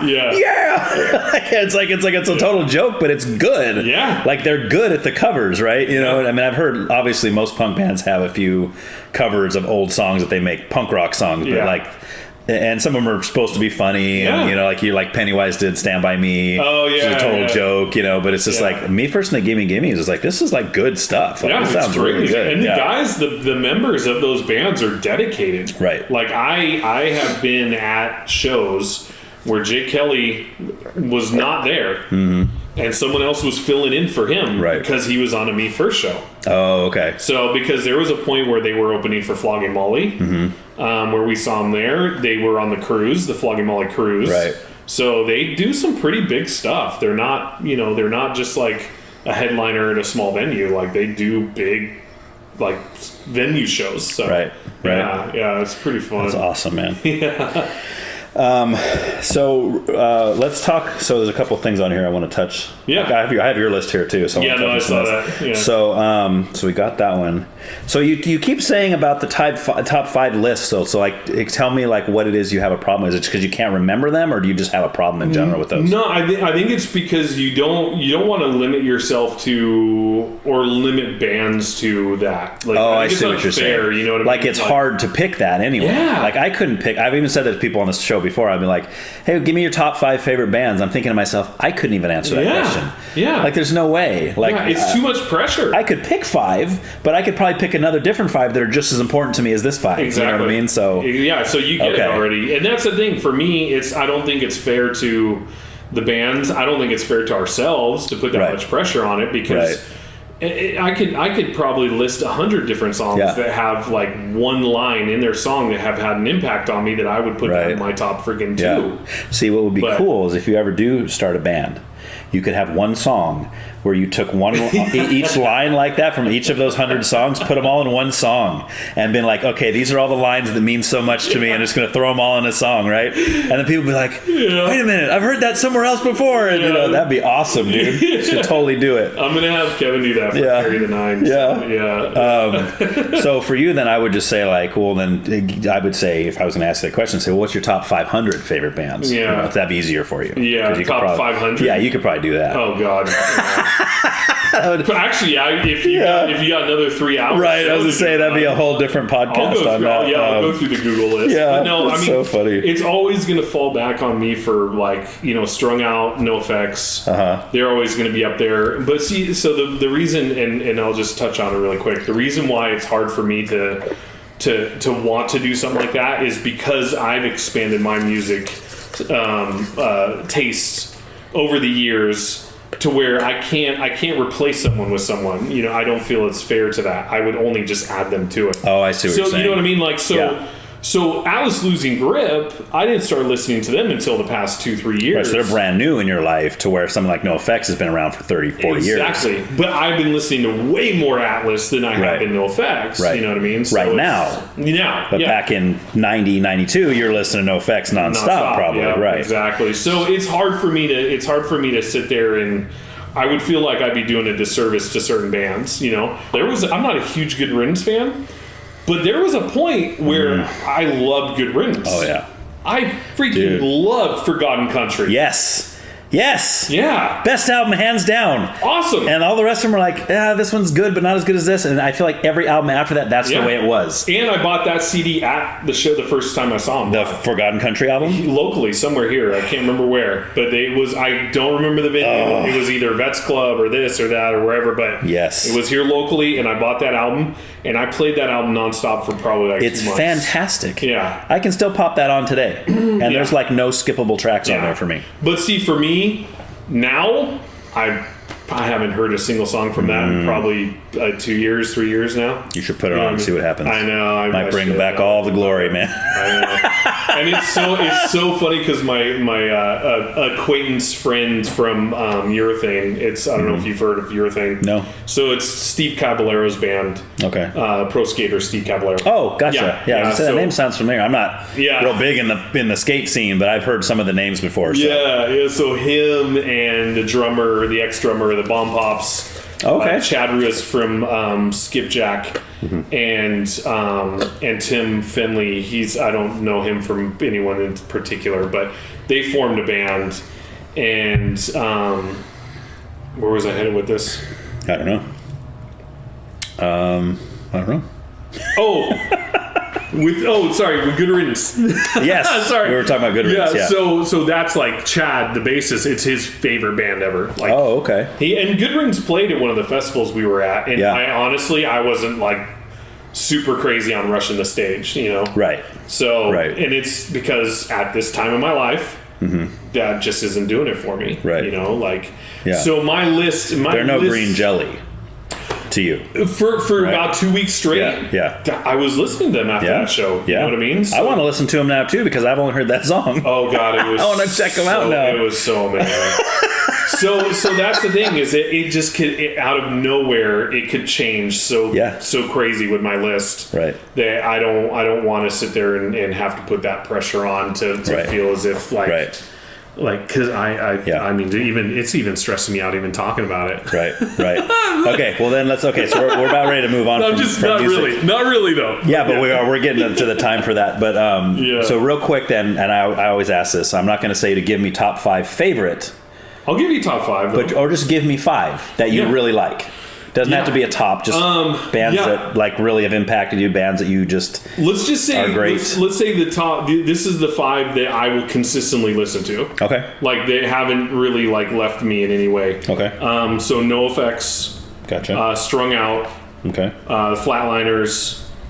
Propagandhi. Oh, nice. Newer Propagandhi. Okay. You like the newer stuff? I don't like the older stuff. Interesting. Yep. Most people are the opposite. Yeah, I love the newer stuff, and some of that will bring me to tears. Okay. And if I was to do a 5th one, I would put Atlas Losing Grip in there. Yeah, just because I've connected with them really well. So. Okay, so I can't leave Propagandhi then. We have to talk about that for a second because that's a band that I loved their first 2 albums. Still do. To this day. Well, that's what got me into them. Right. Was those 2. And it was back to that Survival of the Fattest had Nation States on it. Yeah. Which is fantastic punk song. Yeah. And totally got me into them. I got those first 2 albums that were out at the time. And then they added that 3rd guy, because I think the one guy left and started the Weaker Thens. Yeah, I don't know. Which is nothing like, because on their first couple albums they have, his name is John something, I think. Yeah. And he sang lead on a couple of songs. Oh, and it's totally mellow. Yeah. Like nothing like the Chris, the singer from Propagandhi. Yeah. And he Jesus Chris is what they call him. Oh right. Yeah. Jesus H. Chris. Yeah. I think. Something I forgot the guy's actual name. But nothing like totally mellow. Like you listen to the Weaker Thens, which is the band this guy started, it's totally like mellow and la da da da da da da, and it's like nothing like Propaganda. But anyway, he left, and they got this other guy who came from a band called I Spy, which was like a pretty fast, hardcore, a lot of kind of screamy vocals. Yeah. Well, he joined the band, and then for their 3rd album, he shared vocals with the Propagandhi singer. Yeah. And it got really heavy. Yeah. And it wasn't that it was bad. Yeah. I guess it just wasn't what I was expecting. But I have another friend who's told me, oh, dude, you have to listen to, they had a couple albums that they did that. But if you listen to this one, it sounds a lot more like their older kind of punk style, and I have yet to do that. That'd So be I have to do it. So so you're more of a fan of the newer stuff. Yeah, so their first two got me into them because it was different. You know, like Ska Sucks. Yeah. Not your normal punk song, you know? And controversial. Yeah, but this is what's weird is that so nowadays I've heard that there's been like death threats put on Propagandhi. Well, they're very vocal with. I mean, they're the most activist band I think I've ever heard. I've never seen them that way. Really? I have never. And so the drummer for Carry the Nine, Sean, he got one day we were at one of their shows and I brought up Propagandhi and he all of a sudden got all like he was like, yeah, no, this song was about this, and that, and I'm like. Well, just a good freaking song. Yeah. I don't look at it like that, you know? No, yeah, they're very... He was passionate about it. Sure. And I'm just like, wow, I guess these guys had a major impact. Well, they were vegans and the whole thing. And so back when I first started listening to them, I was a vegetarian. Yeah. So to me, I was right there with them. I was like, oh yeah, fight that cause, right? You know. So very activist. Yeah. So and they get a lot into Native American cultures and stuff like that, and that's something that we'll actually get into in the spirituality, the religion talk. Yes. So. But anyways, their newer stuff, I think, just lyrically and just the riffs, the guitars, and everything.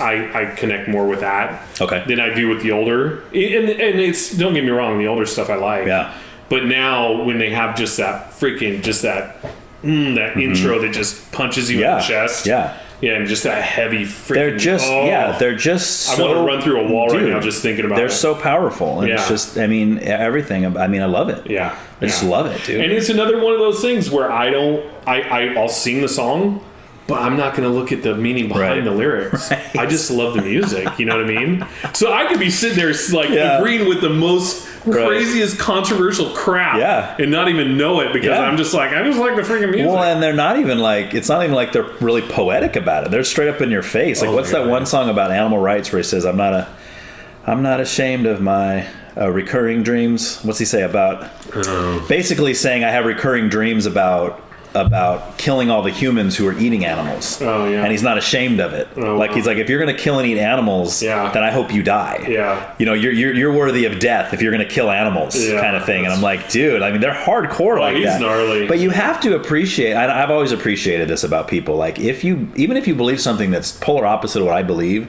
if you're willing to stand on that and you have conviction and you have evidence and reasons why you believe what you believe, I respect you. Yeah. Even if you believe something totally different than me, right? Yeah, totally. Because there's so few people that are willing to do that. You know, it's just like, well, yeah, that's what I believe, but I'm not going to say anything about it. And if you ask me in an interview, I'm not going to say it. Like a lot of these big guys get interviewed by Rolling Stone and they won't talk about anything.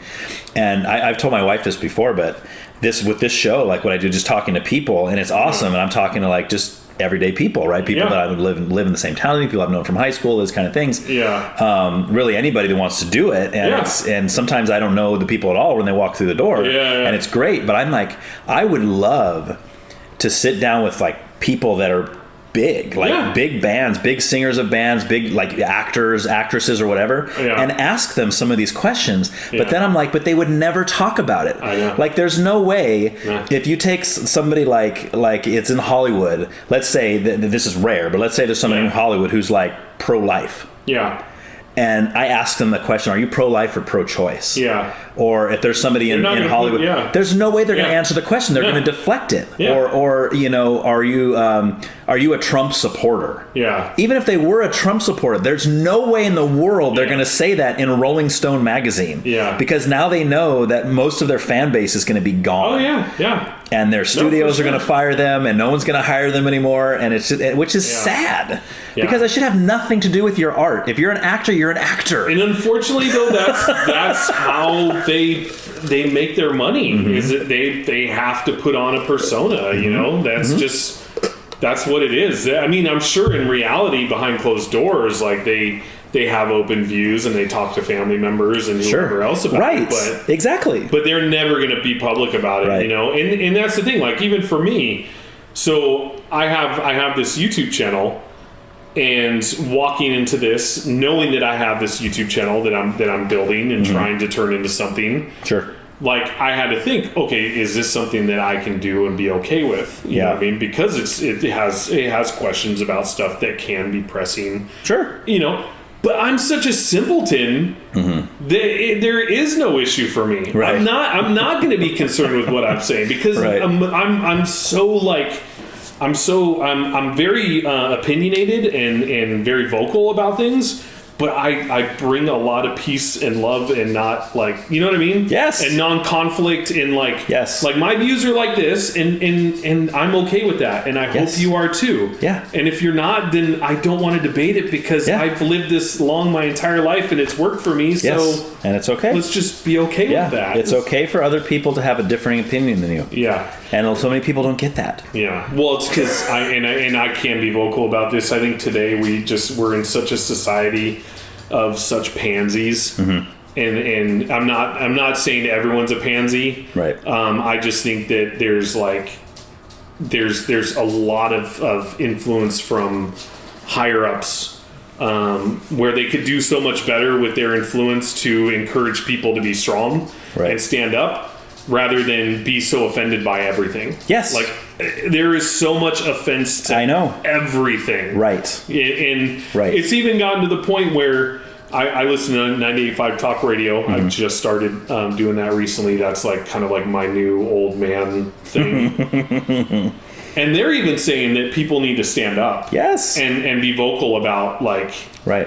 You can't, we can't keep living this way. Right, I agree. Or else we are going to stunt and stun and literally kill the next generation for having any type of success because they're going to go through thinking that I just need to complain and do what I want rather than work hard for it. Yes, exactly. And I think when it comes to things like that, like especially like with joking or people being offended by things, I'm like, the way I look at it like this, I look at comedians are getting a lot of flack. There's a lot of comedians that aren't allowed to say what they want. That's why people like Dave Chappelle and like Chris Rock are coming out and just saying what they want to say. And it's like, oh, I can't believe Dave Chappelle said that about the trans community or whatever. It's like, dude, it's comedy. And I'm like, here's where I hope we can get to. And I've said this before. Like, if I'm in a comedy show, right? I am a middle-aged heterosexual white man, okay? Yep. If I'm in a comedy show and the comedian, I don't care what color he is, let's say he's white, he's black, doesn't matter, he's Chinese, whatever,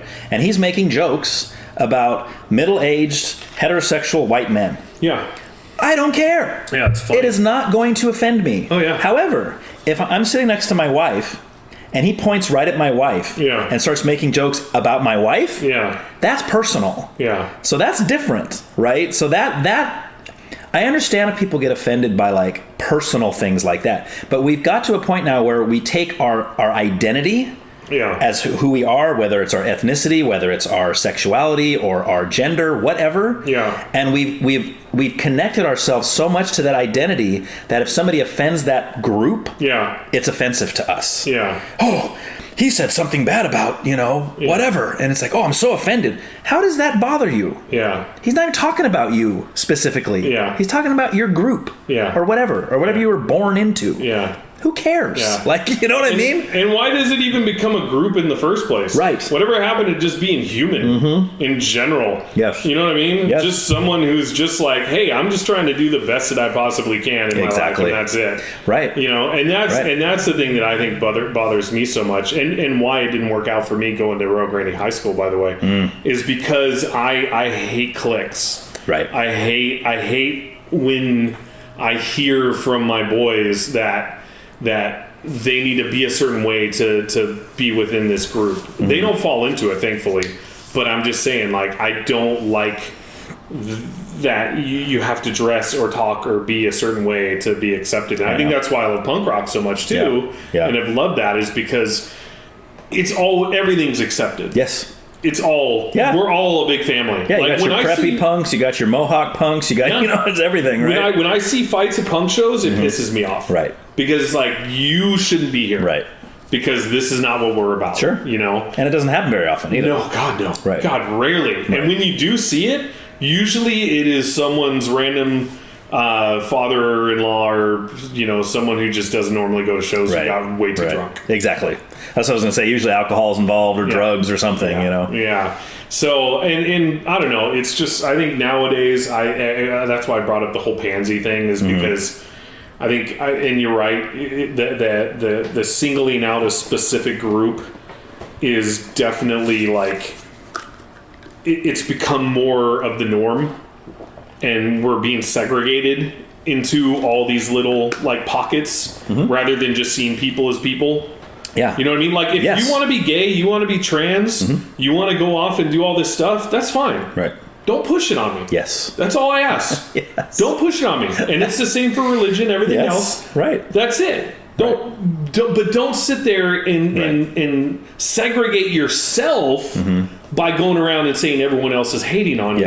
Yes. And then complaining about it. Right. Either be okay with who you are or don't. Yeah. And that's it. Right. That's all there is to I'm it. with you. And it's just, it just gets to the point where I hear so many new things about we can't do this anymore and we can't say that or we can't, and it's like, when did this all happen? Like what happened to us? Well, it's that polarization, and I think the more that the government, the more that the media, starts pitting people against each other, whether it's racism, whether it's homophobia, whatever, all these terms that people are saying, all that's doing is polarizing the country. That's all you're doing. You're showing all these news stories about, and the way you're wording it. A white guy killed a Japanese guy. Why is that important? What is that? Why he killed him? Because he was. If that's why, then yes, let's talk about that, because that's a racist crime, right? But more likely than not, it has nothing to do with that. It's like, that guy cut me off in the parking lot. I pissed him off. It was a road rage incident, and the two guys could have been any color in the world. It wouldn't have made any difference. One guy would have shot the other guy, So, but the way they make that paint out like that, and then what does it do to America as they're watching their sets? Oh, see, racism. Oh, our world's full of racism. What? And even as a strong person, you almost have to question yourself too sometimes within that. You know what I mean? Or it makes you feel like you have to. Sorry, you don't have to. But it makes you feel like you have to. So like on one of my recent videos that I edited, I say a certain word that I would normally say regardless. I'll say it in front of Rhonda, I'll say it in front of our boys, I'll just say it in general just because it's a word that I grew up with. Whereas, and I don't know if I can say it. Is it the R word? No, it's a P word. Oh, okay. Yeah, a P-U-S-S-Y. Oh, gotcha, okay. But when we were kids... Yeah, like for a sissy. That's what we call like a sissy. It just meant you were being a wuss bag. Right. So I said that on this video, and then I'm like, you know what? Like, and I hated that I had to do this. I was like, I'm going to have to friggin' bleep that. Yeah. Because if I don't know how or what type of an effect that's going to have on my audience. Right. And it's not a huge audience, but it's big enough to where, and it's still growing enough to where I don't want to lose anybody. Yeah. See, and that's where you get stuck, right? Because you don't know what to do there. And I was like, do I bleep this? Yeah. Or do I allow it to go out into the world and see what people would say or react? Or how they react, or and I was at a crossroads. So what do?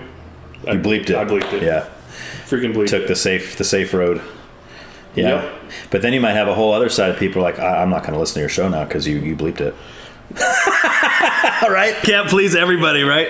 Yeah. And honestly, and it wasn't that big of a deal. I mean, I also want to do what's right too. You know what I mean? Like I don't want to create any tension. I want it to be a family-friendly show. Yeah. But I'm also not going to change myself for anybody. Sure. Like I am who I am. Sure. That it's I've always been, even when I was strong in my alcoholism, not knowing that I was in my alcoholism. Seriously, it took time. I was 3.5 months sober when I finally admitted to being an alcoholic. Yeah. But that's great, man.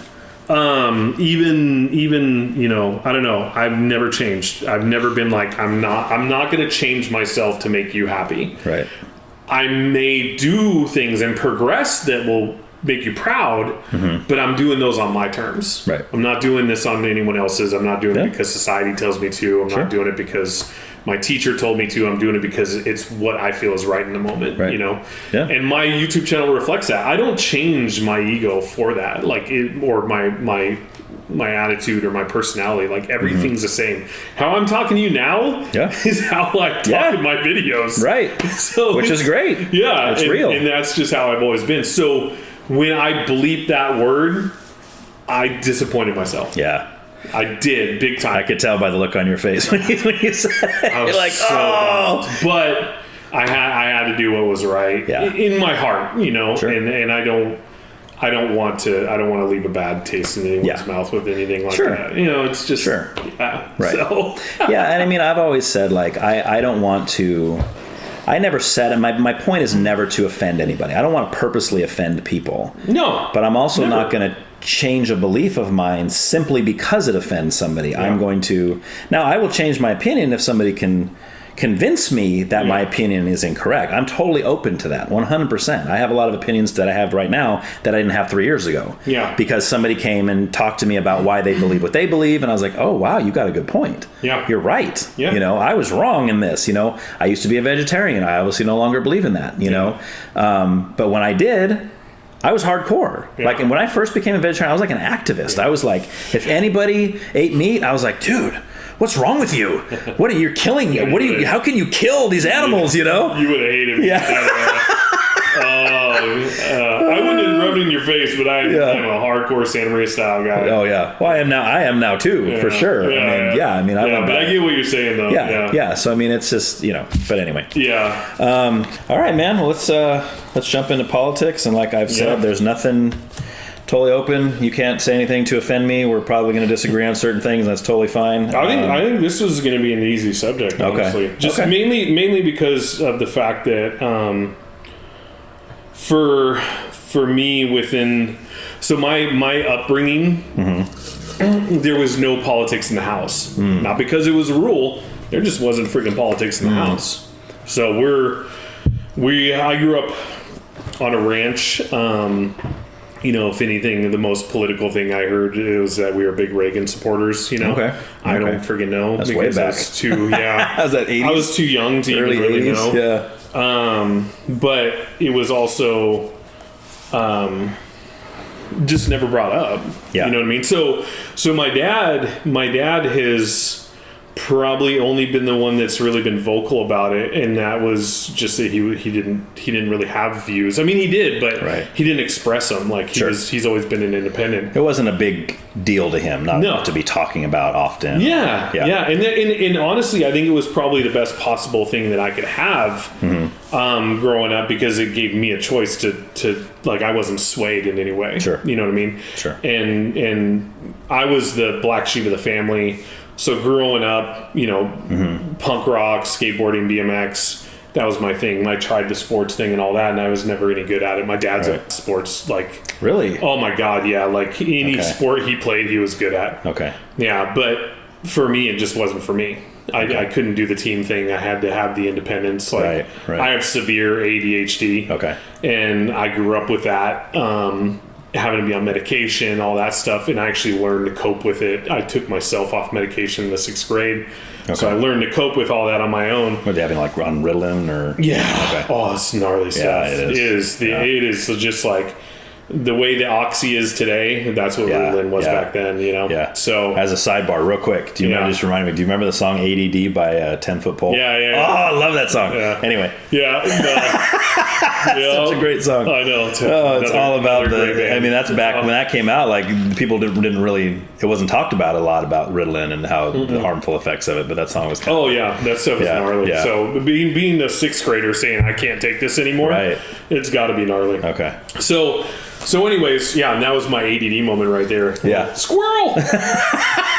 But yeah, so we didn't have major discussions. Like, I've actually noticed that as I've gotten older, I've gained more interest in just kind of wanting to know what's going on, but not in the sense where I'm going to overly research it. But do you feel like it affects you? Like, do you look at like decisions that are being made on the government level? Do they affect you in your personal life? That's the thing is so I'm so like in my own little bubble and world, and in that mindset of just wanting to constantly be a good person, and do what I need to do by society standards and playing by the rules. I mean, I don't have a single freaking driving ticket ever in your whole life. No. Nothing. Wow. That's impressive. Yeah, I've never. I know, especially because during those years that never mind. Yeah. Anyways, so there's I have 0 criminal records, 0 driving like tickets, like nothing. So I try and just keep everything that I intake politically as simple as possible. Okay. And I only listen and have opinions on things where I think it directly affects me.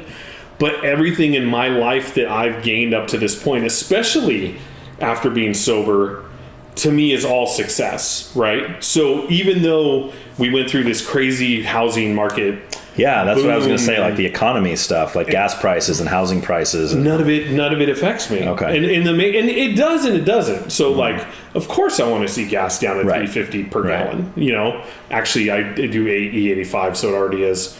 Okay. Yeah, it's cheaper. So, but I did see recently, we took our hot rod out yesterday and I saw that gas was almost up to $6, or it is $6 for 91. I about pissed myself. But of course I want to see that stuff be better, but I also know that it's going to fluctuate no matter what. Right. You know what I mean? Like it's the economy, it's evolution, it's everything that happens. It happens for a reason. And as these prices go up, so do wages. Right. You know what I mean? So you can't get too debated on it. Yeah. Because, I mean, you can and you can't. You can, in a sense, just when you look at, like, if you look, so we have 50 states in this country. Yeah. And gas prices aren't that high in all of them. And housing prices aren't that high in all of them. You know, so there's reasons for that, right? I mean, it's like there's something going on behind the scenes that's causing that.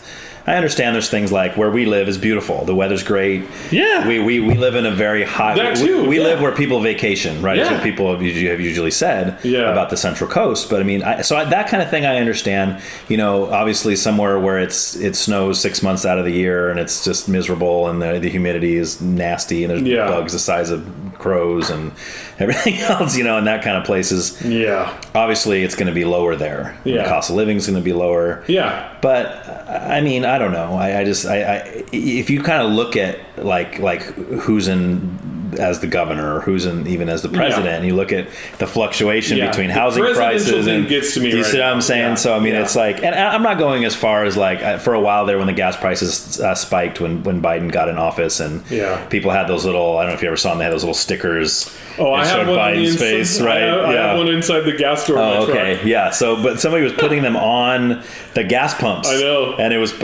he'd be pointing to the price. I did this or whatever. Thanks a lot, Biden, or something like that. I'm like, I don't know if I'm going that far with it because I mean, first of all, I don't think he has a whole lot of sway with that kind of stuff. I think he's just a puppet, really. Yeah. I don't know, but and that's why I'm saying like I couldn't tell you. I don't know whether to agree or disagree with you on that because. I don't pay that much attention to it. And people are going to have their opinions on me about that and have because, you know, it's always been said you have to know what's going on. If you don't know what's going on, you can't make it any better. Well, in my life and what I see, my life isn't bad. Right. Why would I want to make it better if it's already good? Right. You know what I mean? The worst thing that I have to worry about is if anything physically happens to me and I can't work, then I can't get paid. Right. And that's about it, and mainly because health insurance is so expensive. Sure. But I'm also lazy about finding all the free granted health insurance you can get too. Right. There's a crap load out there. Especially in California. In California. Right. So I can't sit there and complain about that either. So it's really hard for me to choose a direction to go in when my life is fine and politics, you know, I'm sure I'm wrong on this, but this is just my opinion. But you can't be sure you're wrong or you wouldn't hold that opinion. Right, exactly. But I mean, politics can sway so many different things, right? It can be a feeling, it can be a direction, it can be a law, it can be this, it can be so many things. Well, that's why I always preface it because I used to ask early on in the show, I'd say, "Are you a political person?" And a lot of times people would say no. Yeah, but they don't know. Well, they would say what they meant was, and I came to realize what most of them meant when they said that was, I don't care who's the president, I don't care who's the governor, I don't care who's the mayor, I don't care what's going on in government. Yeah. But I was like, well, no, politics can mean something else too. It can just mean, and then I started asking this question: what do you see as the number one issue facing our country today? Yeah. In other words, if you had the power to change one thing in this country, what would you change? Yeah. And that's when people are like, oh. I have an answer for that. Yeah. Right? Like most people have something to say about that, even if they could care less about Trump and Biden, they could care less about Gavin Newsom or any of these other people in office. And I'm kind of with them in the sense of, do we really ever know what's going on behind the scenes? No. No, God, no. No, we have no idea. I know once a Republican gets in office, the Democrats are blaming everything in the country on him. Once a Democrat gets in office, everything's his fault. And it's like, it's always going to be that way, and it's like, we really don't know. And even if things can be shown like, and then they play the blame game to where someone says, oh, well, the problems that we're having is because Biden's in office. Well, Biden will say, no, I inherited this from the previous, president. Yeah. And then that president will say, oh, no, I inherited this from Obama's or, all this stuff. It's like, which is the blame game. Yeah, and that makes it hard for someone like me to choose a side. Right. You know what I mean? Like, right. or have like a solid opinion on which direction I feel like it should go, or even have the sensation to want to go vote. Right. And feel like your opinion matters. It's hard. But I also, again, this goes back to the fact that I wasn't pushed to do it either. Sure. So I mean, there's a couple ways you can look at it. Like, but for me, my outlook and my view on it has always just worked. And I know that I've had people tell me, well, your vote isn't going to go anywhere or help in this. Yeah, I get that. But I'm also okay with where I'm at in my life and with where my family's at and with where my bills are at. And with like, why do you want me to like be a fighter so much when what if you had a really good friend, let's say, that didn't have that scenario, that they're like, look, man, I'm barely making it. I'm lucky if my family can eat once a day. Yeah, we have somewhere to live, but barely. Every month we're wondering if we're even going to be able to make the rent. Yeah. So I mean, what would you tell that person? My see, and this is the thing, is that everyone's situation is based off their own action. Okay. If you're in a bad spot like that, that's on you. You think that's true in every case? Yeah. Oh wow. Okay. Yeah, I mean, there are some very, very certain situations where mentally handicapped, mental illness, where for sure they can't get jobs, they need grants, they need and there's government assistance for that. And they have that, totally. Where of course I'm not going to be like, that's your fault, right. So those situations, yes, but if you're an able-bodied person, and you have put yourself in the situation to where, let's say, you owe $900 a month rent. Well, back in the day. What state's that in? Yeah, God, this was early 90s Grover Beach, actually. Oh, wow. That's unheard of now. You probably couldn't even rent nothing for that now. But let's just use that for the sake of I already said it. All right. So you're able-bodied. Your rent's $900 a month. You fall on hard times, right?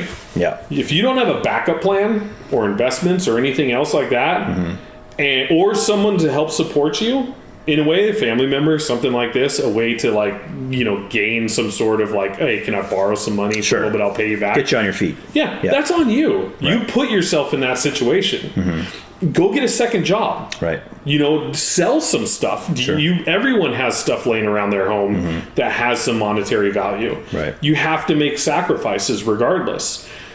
Now, let's say this person gets into a major car accident or something like that. I don't know. There's all kinds of different scenarios you can throw at this. Sure.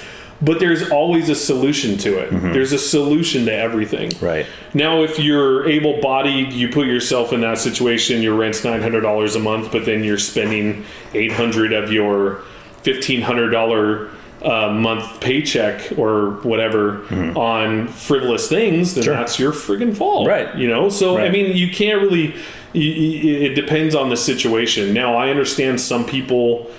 aren't as skilled as other and this or that, but you have to live amongst your means. That's how we've always been as a society, regardless. Right. You're either a king or you're a peasant. Well, and in this kind of age we're in, and it seems to be getting worse with each generation, is that there's more of the blame game going on to where nobody's taking responsibility for their own issue. Like you're saying, if I'm hearing you right, what you're saying is there could be two different kinds of circumstances. There could be one that's beyond your control. Correct. You get hit by a drunk driver, you're paralyzed. Yeah. You can't work anymore. Yeah. You had nothing to do with that. Or you can be which there are grants for out there. Of course.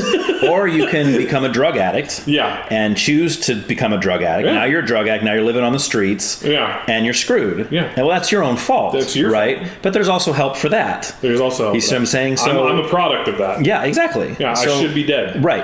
Exactly. Right. And that's probably why you have such a zeal for life, because you're like, okay, everything's going good now. Yeah. I look at myself 10 years ago, not so good. Yeah. You know, so. I wanted to die. But I mean, yeah, right. Yeah. So, so you get to those kinds of things, and we all have those kinds of situations. Some very harsh, some not so much. Yeah. But it seems like as the generations go on, and I think this started with our generation, to be honest with you, but I think our kids' generation is even more so. Oh, it's way more It's just the blame game. It's again, it's like, well, it's why are you this way? Oh, because my parents. Yeah. Because of my upbringing. It's because of my friends, or because of my school. Because it's always something. Yeah. Because my boss is a jerk. Because my, it's like. Stop it. Yeah. Yes, all those things might be true. You might have a jerk boss. You might have had a jacked up upbringing. Yeah. Your parents might have been drug addicts. They may have abused you in a lot of ways. Yeah. Okay, that happens. Yeah. That sucks. Yeah. That's the worst thing that could ever happen to somebody. What are you going to do now? What are you going to do now? Are you going to wallow in self-pity, or are you going to try to get some help for that? Yeah. Maybe you need some counseling. You need some mental help because you're struggling with these mental issues because you were abused as a child. Yeah. That's not easy to come out of. Yeah. No. But you got to come out of it somehow. Yeah. Right? No. So, for sure, and that's the thing for me is that, and I'm not trying to say that everyone's fully capable of that. I know I ran the recovery program for a while with other guys in recovery, and as well as the owner. And we saw every case of what you can think of: mental illness, drug addicts, alcoholics, all that come through the doors. And there's some people with some really messed up pasts out there. Yeah. But I've also seen them overcome. Yes. And I've seen them walk out of those doors completely sober and still stay sober today because they had the help and the willingness to do it. And their whole life is different. How is anyone else in this freaking world any different? Right. I've seen the worst of the worst. I myself have walked through it. Yeah. I may not, there's no comparison. Either way, you're a drug addict or an alcoholic. It doesn't matter. Right. But still, like, I've seen so many people overcome so many things, and they sucked as a human when they walked in the doors. They were not someone you would want to pass down on the same sidewalk with. Right. And they would walk away, and I still am in touch with a lot of them via Instagram and Facebook and whatnot. And oh, really? You're still in touch? Oh, God, yeah. Oh, that's awesome. Oh, yeah, and they're still doing great to this day. That's They're awesome. doing great. But I'm sure you've seen the opposite of that. You've seen people that seem to be doing awesome, and then you meet up with them maybe a couple years later, and they're back on the streets, or they're and that's always sad because I work at the library. I don't know if you knew that, but we have a lot of transients. We have a lot of druggy people there, and I've seen both sides of that. I remember there was this one girl who came in, and she was a mess. We would watch her. She'd be in there for months and months. It's just a mess. You can tell she's high all the time. She's weeping sometimes. She's laughing sometimes. She's just emotionally a mess. Dirty, just whatever. She comes in one day, totally right-minded, and she's dressed nice. And I was like, oh man, she comes up to the desk. She's like, yeah, could I use the computer? I said, sure. And she goes, and she's all excited to tell me what's going on. She goes, oh, I'm applying for some jobs today. I said, well, good for you. That's fantastic. And she goes, yeah. She says, things need to change. I said, that's awesome. That's rad. And then she did all that, right? And then years later, she's back on the streets. I just saw her the other day. She's out there talking to nobody, and she's living on the streets, and she's just back there. But then I have other situations where this one lady I'm thinking of was severely alcoholic. She was dependent on it big time. She's coming there drunk all the time. She was getting thrown out of there all the time. She had these other people she was hanging out with that were bad influences in that way.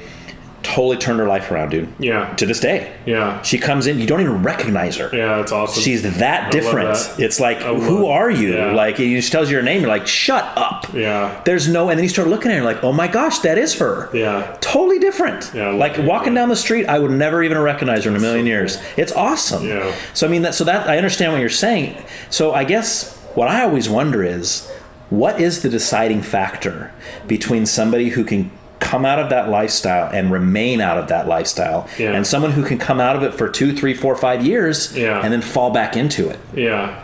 Like, what is going on there? Yeah. And I'm sure there's different answers for different people, but yeah, well, it all comes down to willingness, honestly. Okay. I mean, I think some people are more strong-willed than others. Some people catch on to it a little bit quicker than others. I've seen people go in and out of like 12 to 15 to 20 different programs, and then they came to ours, and then it just clicked. You know what I mean? And I mean, it could be a ton of different things. Some people just don't have it within them. Some people just don't want it bad enough either. Like, there's so many different factors into that. But I can tell you that if I was to get a little bit touchy on a subject politically, I think nowadays it's far too okay to make excuses. You know what I mean? Like, it's become such the norm, right, that a lot of people remain that way. Yes. Because the government says it's okay. This influencer said it's okay. Right. This guy who's selling me crack over here said it's okay. Yeah, of course. You know? Yes. So I think, and I say crack, that's like a total nightmare. Yeah, that's drug. Like, yeah. Do people even do that anymore? Yeah, I know. Is that even a thing? So, I don't even know what it is nowadays. Yeah. Oh, it's fentanyl. That's right. Oh, that's a hardcore one. So, it's terrible. Yeah. So I mean, it can go so many different ways when it comes to that, but I think we see a lot more of it because, well, first of all, the government also, when they threw out all that money for COVID, and we're just feeding people checks and all that stuff, that didn't help. No. And now with being like I know the Me Too movement that was a while ago, and then now it's not the Me Too. It's something they call it something else. I can't remember, but it's like the I have excuses movement. We'll just right. call it Well, that. Me Too was like that's where the believe all women came from, and it was like the whole idea. Like, well, what do you mean believe all women? And like the sexual abuse thing too. Right. Michael Jackson. Oh yeah. Yeah, like all that. And I mean, it's been going on for a while, but then now it's a different. They called it a different movement. It's something else. I'm not sure. But it's like I think it's just so okay to not have to really push yourself outside of your comfort zone because you can make an excuse for that. I mean, it feels like there's an excuse for everything now. There is. You can have an employee who does the exact opposite of their job and have a boss approach them and be like, you're not doing their job. And they could be like,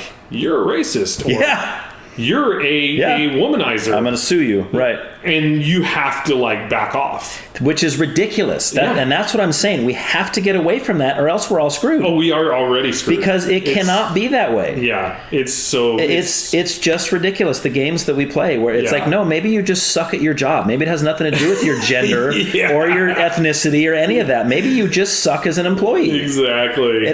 That's what I'm saying. It always has to be brought back to that. Yeah. Oh, you need to do your job better. You're racist. Yeah. What are you talking about? Yeah. I didn't say anything. Yeah. It has nothing to do with that. It's just, it's so ridiculous. And that's why I think going back, just with why we think that certain people come out and some don't. I think it's okay for them not to. Right. They're not pushed to. So in our program, we weren't necessarily like, you have to change, but it was definitely like a high impact of, hey, this is what's going to continue to happen if you don't. Right. If you want to continue to do this, to your family, to the people that you think and say that you love, then this is going to be the continued outcome. Right. For us, it was very upfront and very, very honest and very like either do this now or it's never going to happen, you know? Right. And it worked for me and it worked for a lot of other guys. And we still live by those standards. Like for me, one of the big things when I got sober, when I went into the program, was that you couldn't cuss.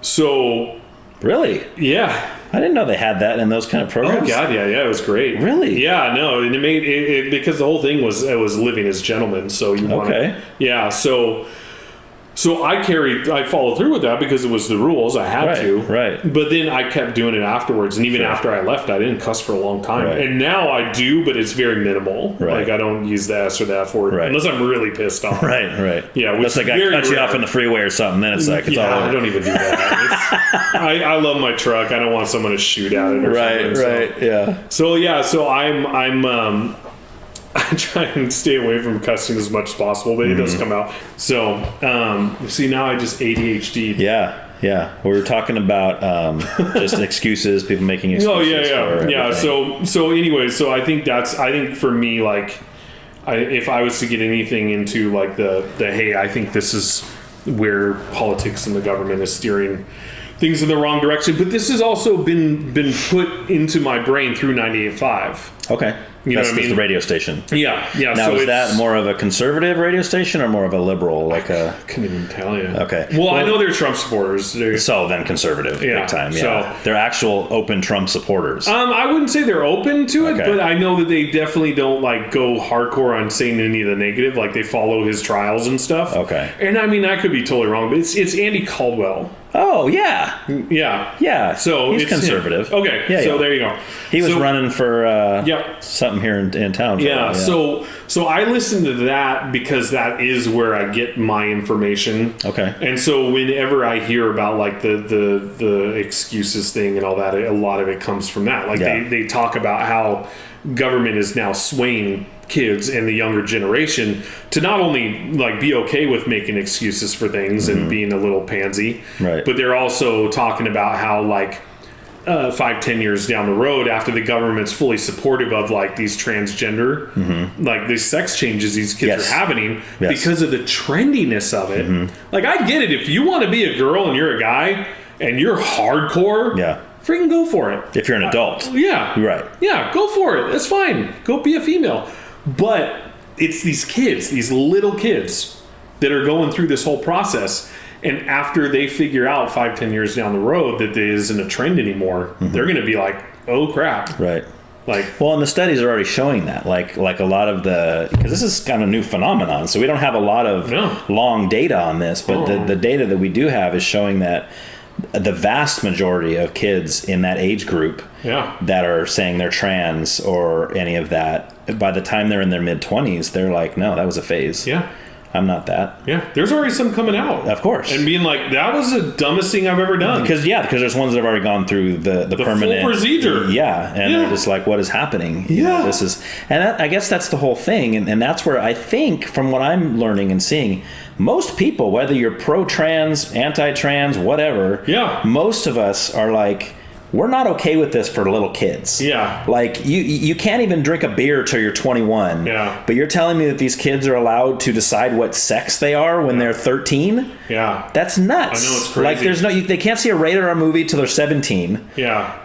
But they can change their sex. Yeah. It's like, what are we talking about here? I know, and that's what blows me away. Is it? And I'm not saying that any of it's wrong. I don't care. You do what you want. Sure. Do what makes you happy. You know. Right. I mean, I'm not fully like if my boys come up to me and they're like, "Hey, we want to be girls," they would never do that. Right. But I would be like, when you turn 18, you can do whatever you want. Now, how would you feel about it though? Like, let's say they're 24 and they're like, hey, we've been living inside as girls. I'm open to anything. You have to be open in recovery. If you're not open, then you've got issues. You know, Right. I have opinions, but I'm not like, I'm not cutting everything down. You're not going to disown your children over it. No. Oh, God, no. Right. If they really, truly believed in that and they were passionate about it, like, I'll be supportive. You're still my son, though. You know? I'm not going to call you Nancy. Well, see, they would say that's not supportive. Yeah, I know. They would say you have to call them women, you have to call them whatever their name is now, and the whole deal. But even then, and even if I really felt bad and it was really in a situation where it was like, and it would truly affected him, fine, I'll call you Nancy. Right. But in my mind, I'm still saying this name. Right. Or you're still my son, you know? Yeah. And that's just because that's how we were brought up. Well, what do you think about some of these lawsuits? I think there have been a few in Canada, especially. And people always say America's right behind Canada. Whatever happens in Canada we tend to follow. But there's been a couple of lawsuits in Canada where, like the one I'm thinking of, this guy was his daughter. I might be getting this wrong, but the point's still the same. Yeah. Let's say it was his daughter who said she's been a boy her whole life, right? And she went to the school, and the school was like, "Oh, we should get you on puberty blockers, the whole deal." Yeah. And he basically refused to call her his son and call her he, and this whole deal. And he went to jail. Yeah. Like they literally jailed him for this. Yeah. She still had to go. She was able to go through the transition, totally outside of his provision. See, well, first of all, what are your thoughts on that? Well, I mean, before I give you mine. Yeah. I've always, and this will just go back to what I was just saying. Like I've been brought up in such a traditional American family within like, you get your license when you're 16, you move out when you're 18, you go to college after you graduate, all that stuff. I didn't go to college, but my sisters did and all that. That in my mind is how it should be regardless. So I've always told our boys who live with us, I've always told them, like, when you're under our roof, it's our rules. We will obviously not be complete jerks about everything, but it's our rules. If you do what you're supposed to be doing, you have your privileges, you will get your cars, you will get your licenses, all these things will happen for you. You break those rules, those things don't happen. Right. You want to do this type of stuff, it's not going to happen under our roof. But when you turn 18 and you pay your own bills and you have your own house, you do whatever you want to. Right. And that's my view on it. But that will always be my view on it. Right, but that doesn't mean you wouldn't be disappointed in certain things, right? Of course like not. like you say, like, you're not allowed to do drugs in our house. Yeah. But let's say they turn 18, they live on their own, and they're doing drugs. You're not going to be like, you're not going to be like, oh, that's wonderful. You're on your own. That's great. I'm glad you're addicted to heroin. That's fantastic. I know, No, you're going to be like, well, that sucks. Yeah. But at the same time, you're in your own household. I can't necessarily. Yeah. No. And that is what I just consider a natural human reaction. You know what I mean? The natural emotion to something that makes you sad as a person. Right. A family member is doing something that you normally wouldn't support. It's going to make you sad. Sure. But this goes back to consequence of your actions for me. Right. If you're doing that, you keep it away from me. Yeah. If you get in trouble, that's on you. Right. I will be here to support you as far as your normal day-to-day activities as a human being, wanting to be a decent person and pay your bills, but I'm not going to support this other stuff. Right. If you choose to do it, that's... Yeah, and it's humans are humans, and I agree, and it breaks your heart. It might break your heart. It's gonna break your heart. You might be sad about it, but again, it's not like it's still not your kid. You still love them. That's why it breaks your heart. Yeah. If you didn't love him, your heart wouldn't break. You wouldn't care. You'd be like, well, I don't care about that guy. He can do what he wants. Go kill himself. Whatever. Yeah. No, you don't. Your heart breaks. But I mean, I'm with you there on the adult aspect. But it's like this whole thing where like parents' rights are being taken away. No, from the freaking government. Yeah, and what they're saying, and it started back in like even the 90s. There was cases where it was like if a 13-year-old girl got pregnant and was scared to tell her parents because her parents are gonna be upset. Yeah. Obviously. Yeah. And let's say, my dad's gonna be so mad. He's gonna be so mad at me. Oh well, let's take you down and get you an abortion. We'll tell your parents about it. Yeah.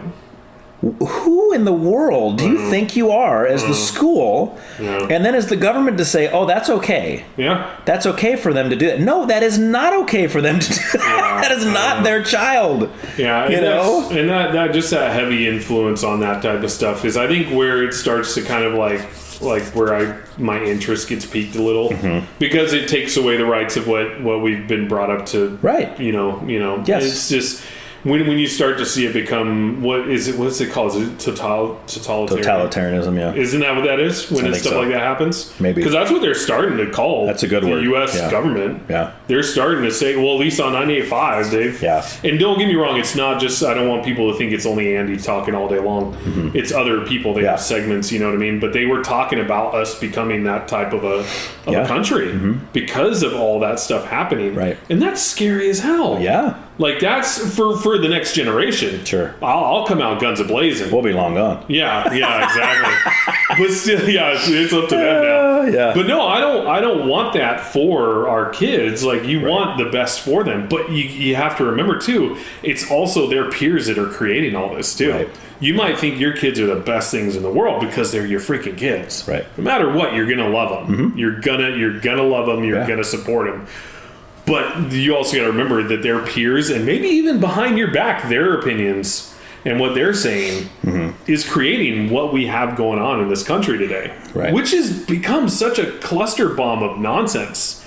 But I have that opinion, but I don't get too deep into it because my life's okay. Right. I love your philosophy. I'm doing great, so, you know.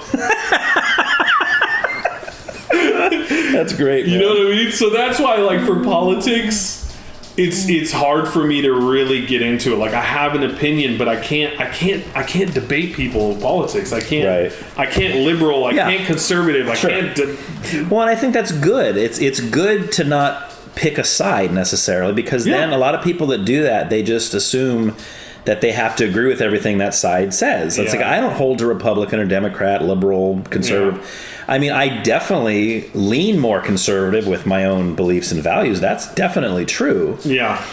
So that's kind of what I was going to ask you, like, as you listen to this, 98.5, you said? Yeah. So as you listen to that, do you find yourself agreeing mostly with the things they're saying, or not as much? It's just informational for me. Okay. Honestly, like, I mean, in a sense, if there's something that hits me to where it's like, oh, I know the pitter patter. I know. It's killing me. It's so funny. Yeah. So if it's something where I'm like, oh gosh, dang, that makes total sense, then yeah, I'll maybe consider it as to being an opinion that I'll take on it. Right.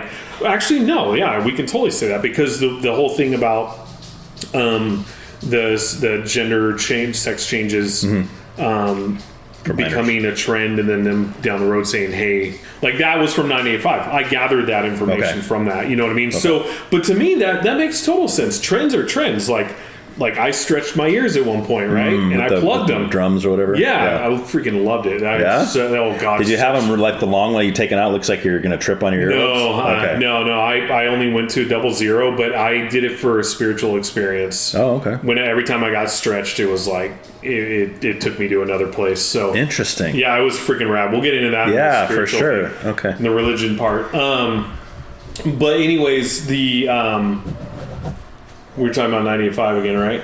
Yeah. Yes. So when I do hear certain things, informational wise, like, I'll either take them in as, like, my own view because it makes sense, or I'll just take it in as, like, oh, that's interesting. You know? I just don't fully engulf myself. It's like punk lyrics, you know. I don't fully go for Well, and that's what I was thinking as we were talking about that, because when we talk about political, I mean, if there's any kind of music that's political, it's punk rock. I know. Like, there's so many of those bands that's why they're bands, because they have something to say that they think is extremely important and that is going to change the world through their lyrics. You know, it's not like, you know, Britney Spears singing about stuff that's not going to matter. You know what I mean? Like, these punk bands are like, no, I want you to believe what I believe. Yeah. So I'm going to write an awesome riff and I'm going to sing cool lyrics to hopefully sway you to my side of the fence, you know?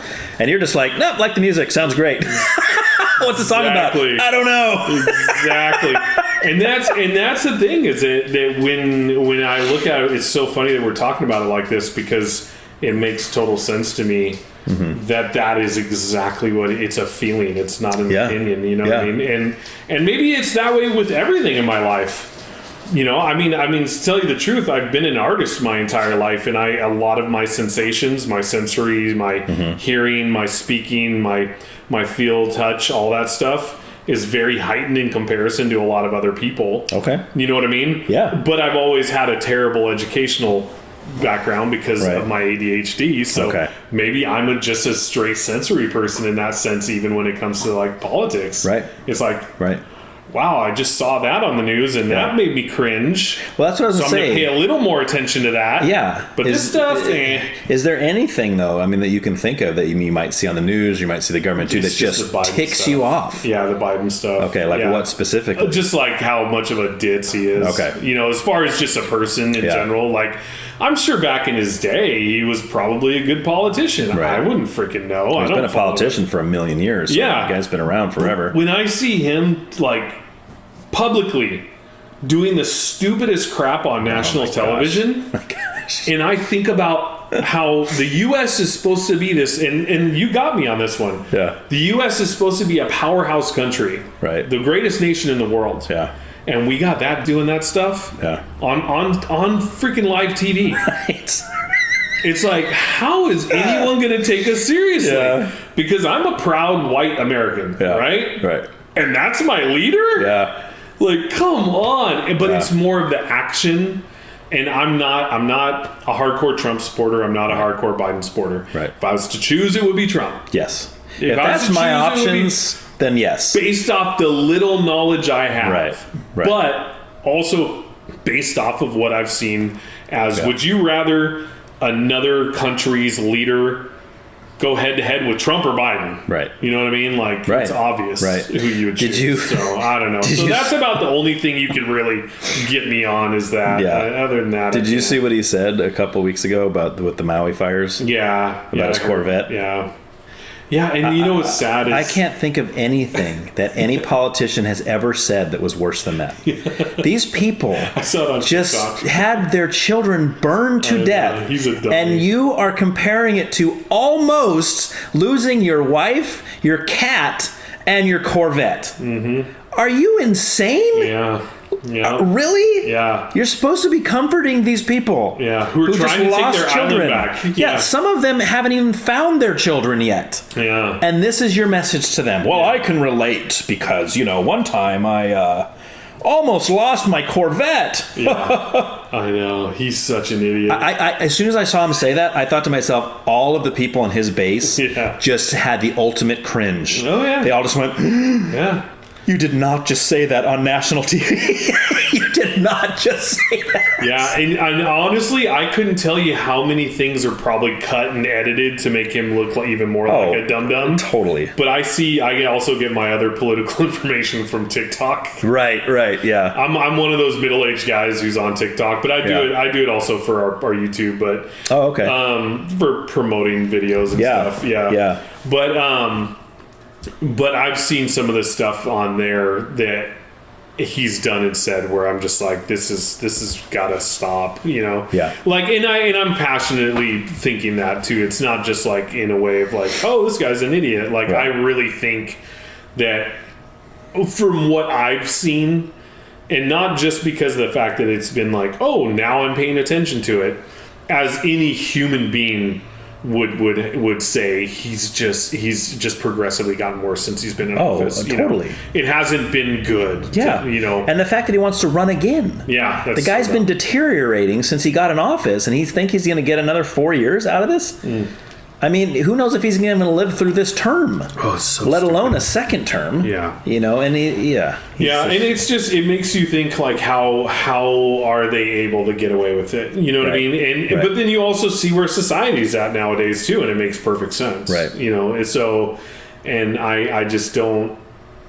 I don't know. And maybe that's another reason why I limit myself to what I get into, because I'll probably get angry if I get even in more depth to it. Sure. Because I don't want to go that route. I don't want to be angry. I want to continue going down the path and keep the life that I have been, because I'm good. And this is, I don't know if this is your remembrance or not, but this is back to like what I did know of you in high school. Like, I don't know, I'm pretty sure we had a class guy. I don't remember which one it was. Yeah, video maybe? No, not video. I was never in video. I did art. Oh, it was probably was art with Jerry? Yep. Yeah. Okay. So it might have been that one. Yeah. In fact, I think it was that one. Yep.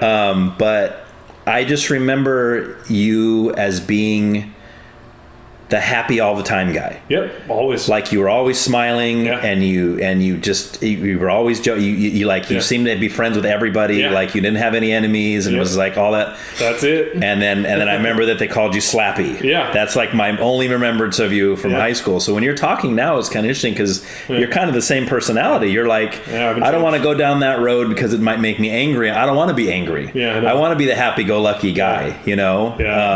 But where did, since we're on that, where did the Slappy come from? Oh, that was Kevin Levins. He just started calling you that? So when I moved into town, Kevin was my first true friend not true friend, but he was the one who I connected with and hung out with the most. Okay. Outside of BMX. So we had a BMX crew and we actually called it Team Slappy. Our buddy Mike Rogers, who didn't go to high school with us, he was older than us, but he was kind of like our inspiration to be a better rider because he was so good. Okay. Yeah, he was like our mentor in the BMX scene. Right. He named it Team Slappy, and then we had hats made. Oh, okay. That said Team Slappy on them. So Kevin, when he first saw me and was like befriending me, I would have that hat on. But he would always, I don't think he forgot my name, but he basically just said, hey, Slappy. Because you wore the hat. Okay, funny. Yeah, so I wasn't meant to be Slappy. Slappy was a team. How Kevin funny. made me Slappy. Okay. Yeah, so that stuck. And then from then on, everyone just caught on to it. So even now, to this day, people don't even know that my first name's Bryan. They still just call me Slappy. They assume your parents named you Slappy. Yeah, pretty much. They wanted to play some joke on you. And I was like, what if we named him Slappy? Wouldn't that be hysterical? Mr. Garcia, the old video production teacher, he still calls me Slappy. How funny. Yeah, because I still chat with him. Yeah. So, yeah. How funny. I know, yeah. And does your dad, is he still... No. Oh, okay. Yeah, he retired when I was 38, so 6 years ago. Okay. Yeah. Is he still in the area or no? Yeah. Okay. Yeah. So he actually retired at the right time because the school started kind of taking away a lot of what he was passionate about. As far as our, just like first off, the meets program went away. Did it really? Oh God, yeah, that went away shortly after I graduated. Bummer. Yeah, so that was a class that got me a job right out of high school as a butcher at Spencer's Fresh Markets. Oh, really? Yeah. Okay. Yeah, because of that class. Nice. You know. But then also the industry changed too, and a lot of stuff's processed down in Brazil and shipped up and all this. So which is all good for the American economy, of course. Yeah, of course. Yeah. Why go? Yeah, because people are too busy about the freaking cows farting. Right. And then now we can't raise cows anymore, so now we have to get them from a different country. I was talking to somebody the other day, and I need to find this. I need to even remember who said it. But there was I think it was a podcast I was listening to. I can't remember who it was, but he had a list of basically all the major, I think he was calling them hippie, endeavors. Since like the 70s until now. Like all the things that the hippies said, we got to stop doing this because this. We got to stop doing this. Yep. And he was showing that every single one of those has been worse for the environment. Yeah. Not better. Oh, yeah. So like they set out, maybe nobly, maybe not, I don't know, but to actually help the planet. Yeah. And in the process, they just jacked it up. Yeah. And it still happens. I know. Too. It's ridiculous. It's crazy. Yeah. So I mean, stuff like that went away. And then he was ready, I think. Yeah. I mean, he was, to tell you the truth, he was one of those few teachers that truly was passionate. I'm not saying that all teachers aren't passionate about teaching, right? But he was truly passionate about teaching, and he loved his students. And his students loved him. I never had his class, but everybody I knew that did love that guy. Yeah, no, he was freaking great. And I wish I would have seen it more when I was in high school. Mm-hmm. But I was in high school. I didn't care. Right. I wanted to ride my bike. I wanted to go to punk shows. And, so dad was just dad. Mm-hmm. As I got older, I started really seeing it, especially when I would run into students in town and they would just have such high things to say. And I'd be like, oh my gosh.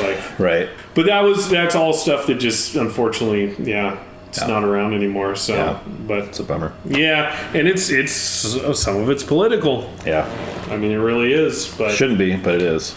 Unfortunately. But times are changing too. Yeah. Honestly, like a lot of those old trade jobs are not they're not what they used to be. It's such a throwaway society with such like cheaply made products and labor and all that that stuff doesn't matter because we're so go cheap blah blah blah. And now it's just good trade work and good employees doesn't really. Well, even things like capitalism are getting like attacked now. Like there's a lot of people that are saying that capitalism's not the way to go, and and I'm not saying capitalism doesn't have any flaws. Yeah. But I mean the idea of you building up your own business and doing it the right way and people supporting your business because they like your product. They think that what you produce is great. Yeah. We're losing that because now it's becoming political. Oh, I support this guy because he believes his thing, same thing as I do.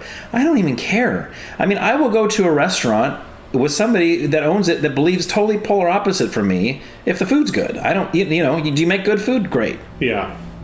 I don't care what your politics are. Yeah. I don't care. Yeah. You know what I mean? Yeah.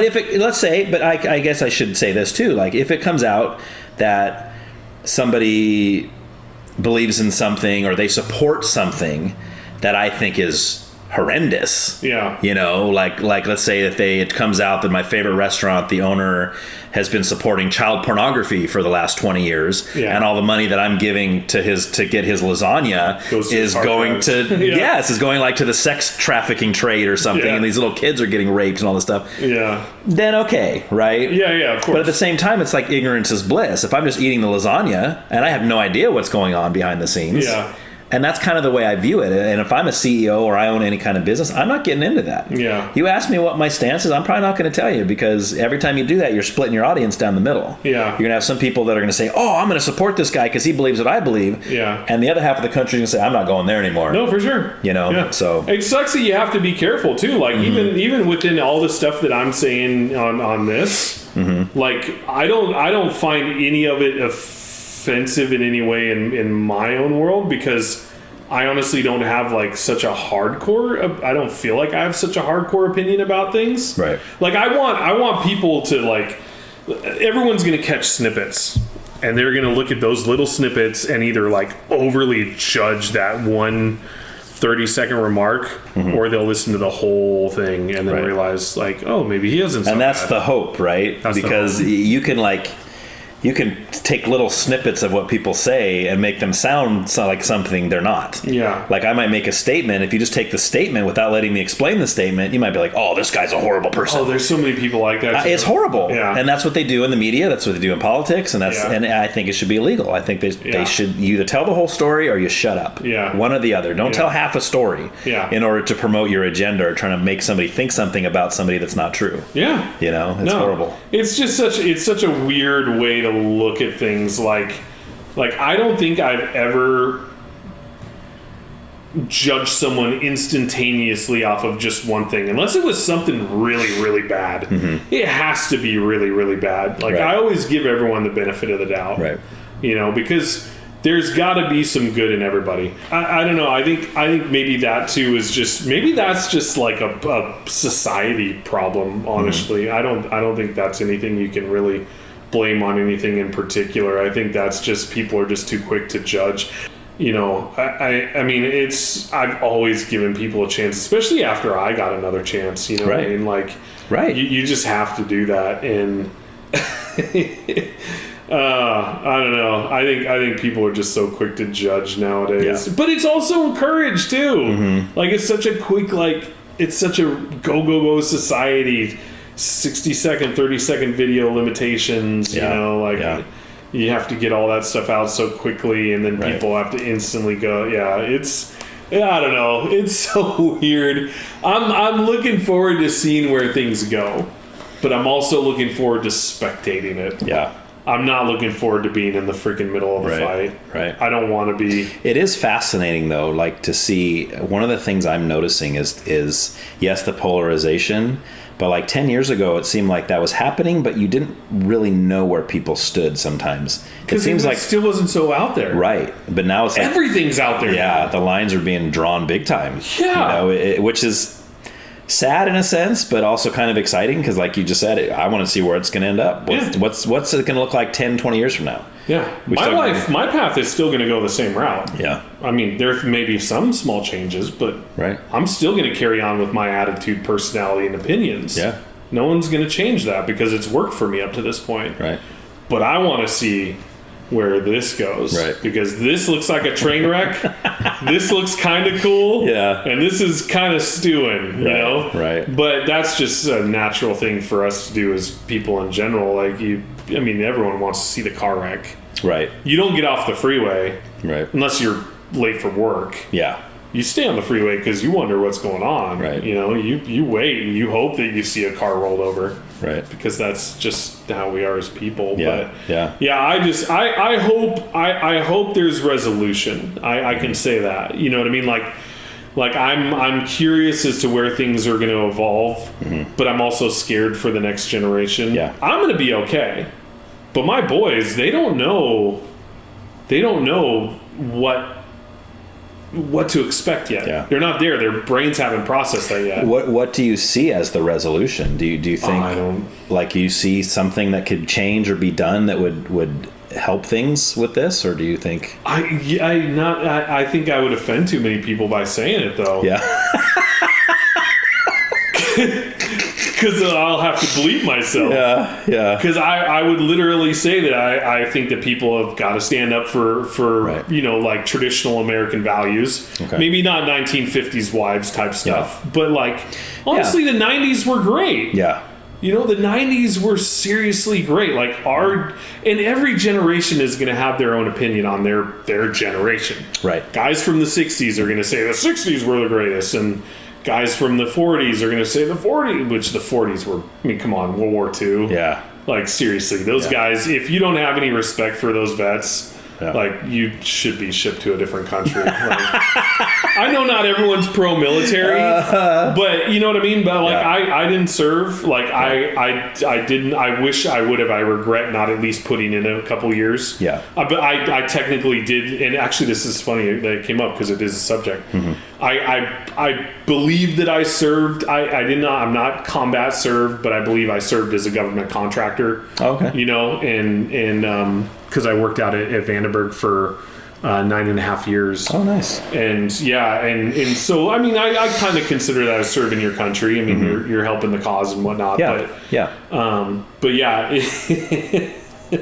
But I mean, honestly, like nowadays. Oh, I just think that, like, as far as this new generation goes, if they don't have like a turning point, they're not going to have anything to brag about. Does that make sense? Yeah. I guess that's kind of where I was going with that. Yeah. Like every generation prior has had such a good such a good thing to look like. Something to be proud of. Yeah, just like the Generation X was kind of like a culmination of all the other prior generations being able to have like a really good time with just their lives in general. Right. And digital, things became digital and all that. And now this generation's reaping the benefits of all the others.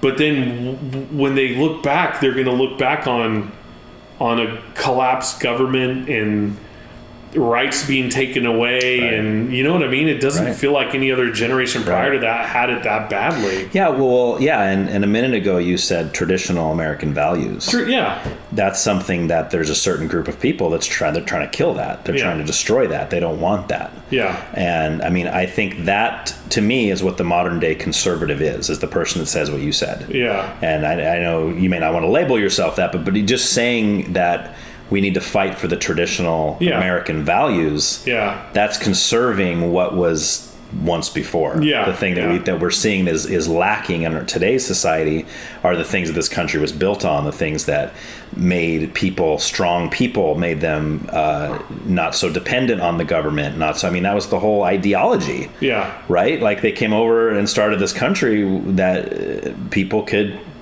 be themselves and start their own stuff and not have to depend on the government, not have to depend on, or the monarchy was what, they left Europe for that reason. But work hard. Work hard for it. But exactly. work hard. Yes. Don't complain to get what you want. Exactly. Work hard. Exactly. And that's the problem I have. Mm-hmm. Right. Is that there's a lot of getting what you want because of complaining. Yes. Rather than working hard. But it works now. That's why they're doing Which it. sucks. I know. Which is such crap. I know. It's such crap. I'm with you. So, I mean, so we go back to how do we fix it? I think that's the start. Yeah. I think we stop catering to that. Well, exactly. And I'm right there with you on that. Like, if there's anything that I would fight for the most, it would be that, you know. But of course, I'm not fully going to. I mean, I am by voicing my opinion on it, on this, and making that public.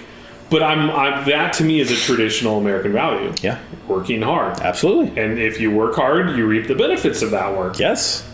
That's all there is to it. Right. So simple. It is. Yeah, yes. Rather than complaining and then all that other crap. But if you have to work hard, you cannot sit in your mom's basement and play PlayStation.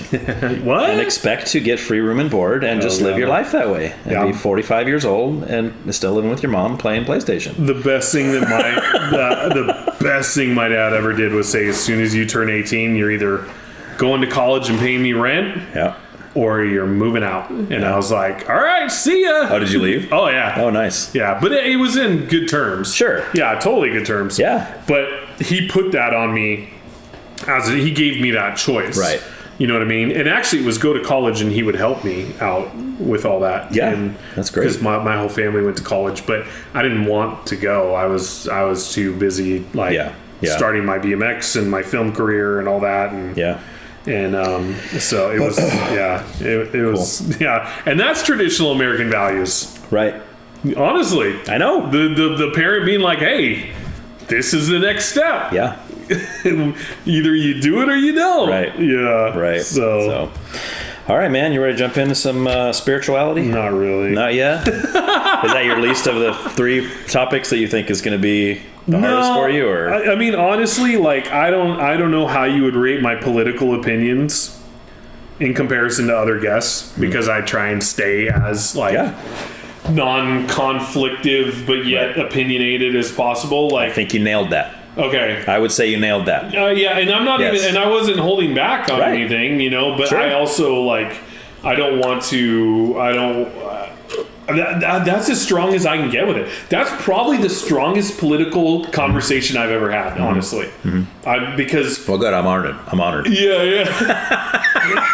Because the majority of the time, I stay away from that, but mainly because I don't feel the need to get into it. Yeah. But I knew that was a topic, so I was just like, I'll share what little things I can about it. Yeah.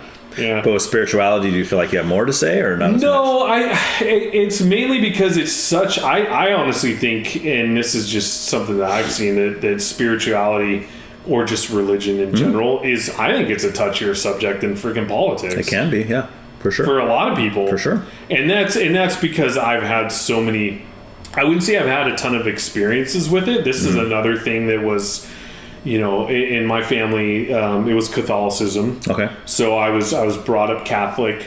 Your dad was Catholic? No, he wasn't. My mom. It was my mom's side. Yeah. We never really talked religion on my dad's side. So I don't even know what my grandparents on my dad's side, I didn't even know if they had religion, honestly.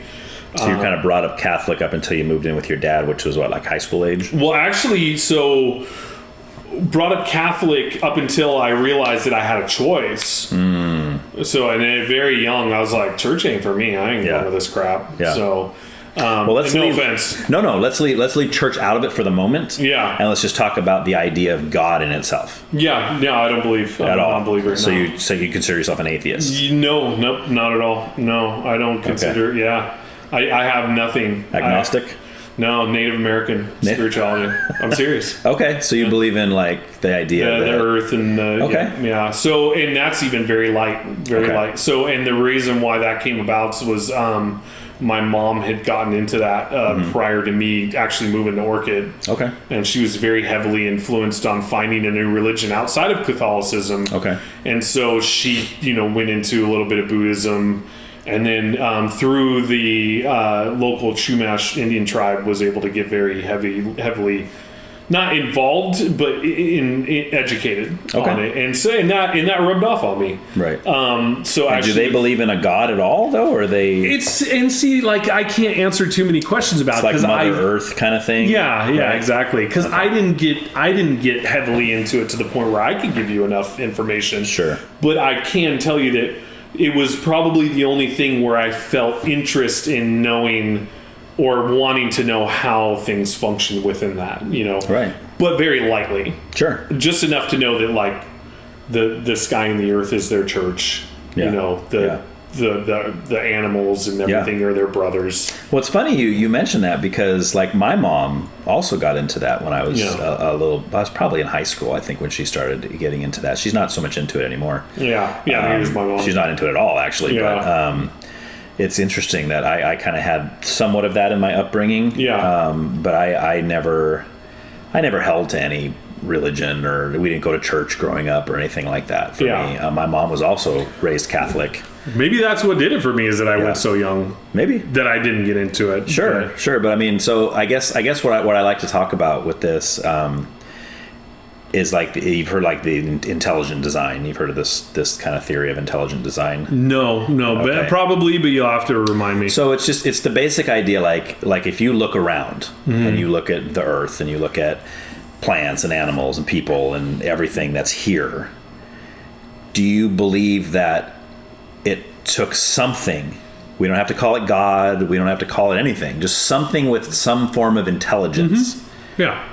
Created all of that. Yeah. Or do you think that it just kind of randomly, spontaneously popped out of nothing? Yeah. No, kind of a thing. I believe in the evolution, Okay. like the bacteria to but do you believe rodent to dinosaur to whatever, to ape to person type. But do you believe, like, so what? But what started the amoeba? That I don't know. I didn't, and I've never wanted to really know. Okay. Yeah, and that's mainly just because I honestly don't have the time. Okay. Right.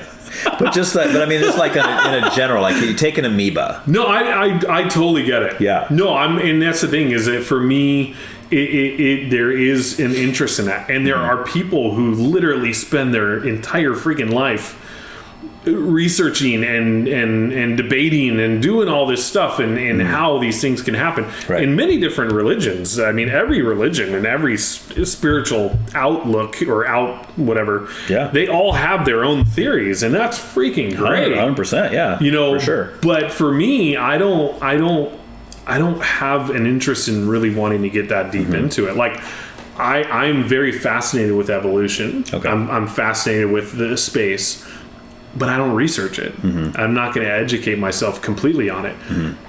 Put me in a rocket and shoot me up into space, I'll be freaking stoked. But I wouldn't expect to know what every single star is. Would you go? Oh, God, yeah. I'd be scared to death, dude. That'd be so scary for me. If you ever have the opportunity to be in a place like Yosemite National Park, backpacking, that's beautiful. When you're 9,000 feet up in elevation, sleeping on a sleeping pad in a sleeping bag, looking up, it blows you away. Everything you just said is a million things I never want to do. Yeah. I'm scared of heights. I hate camping.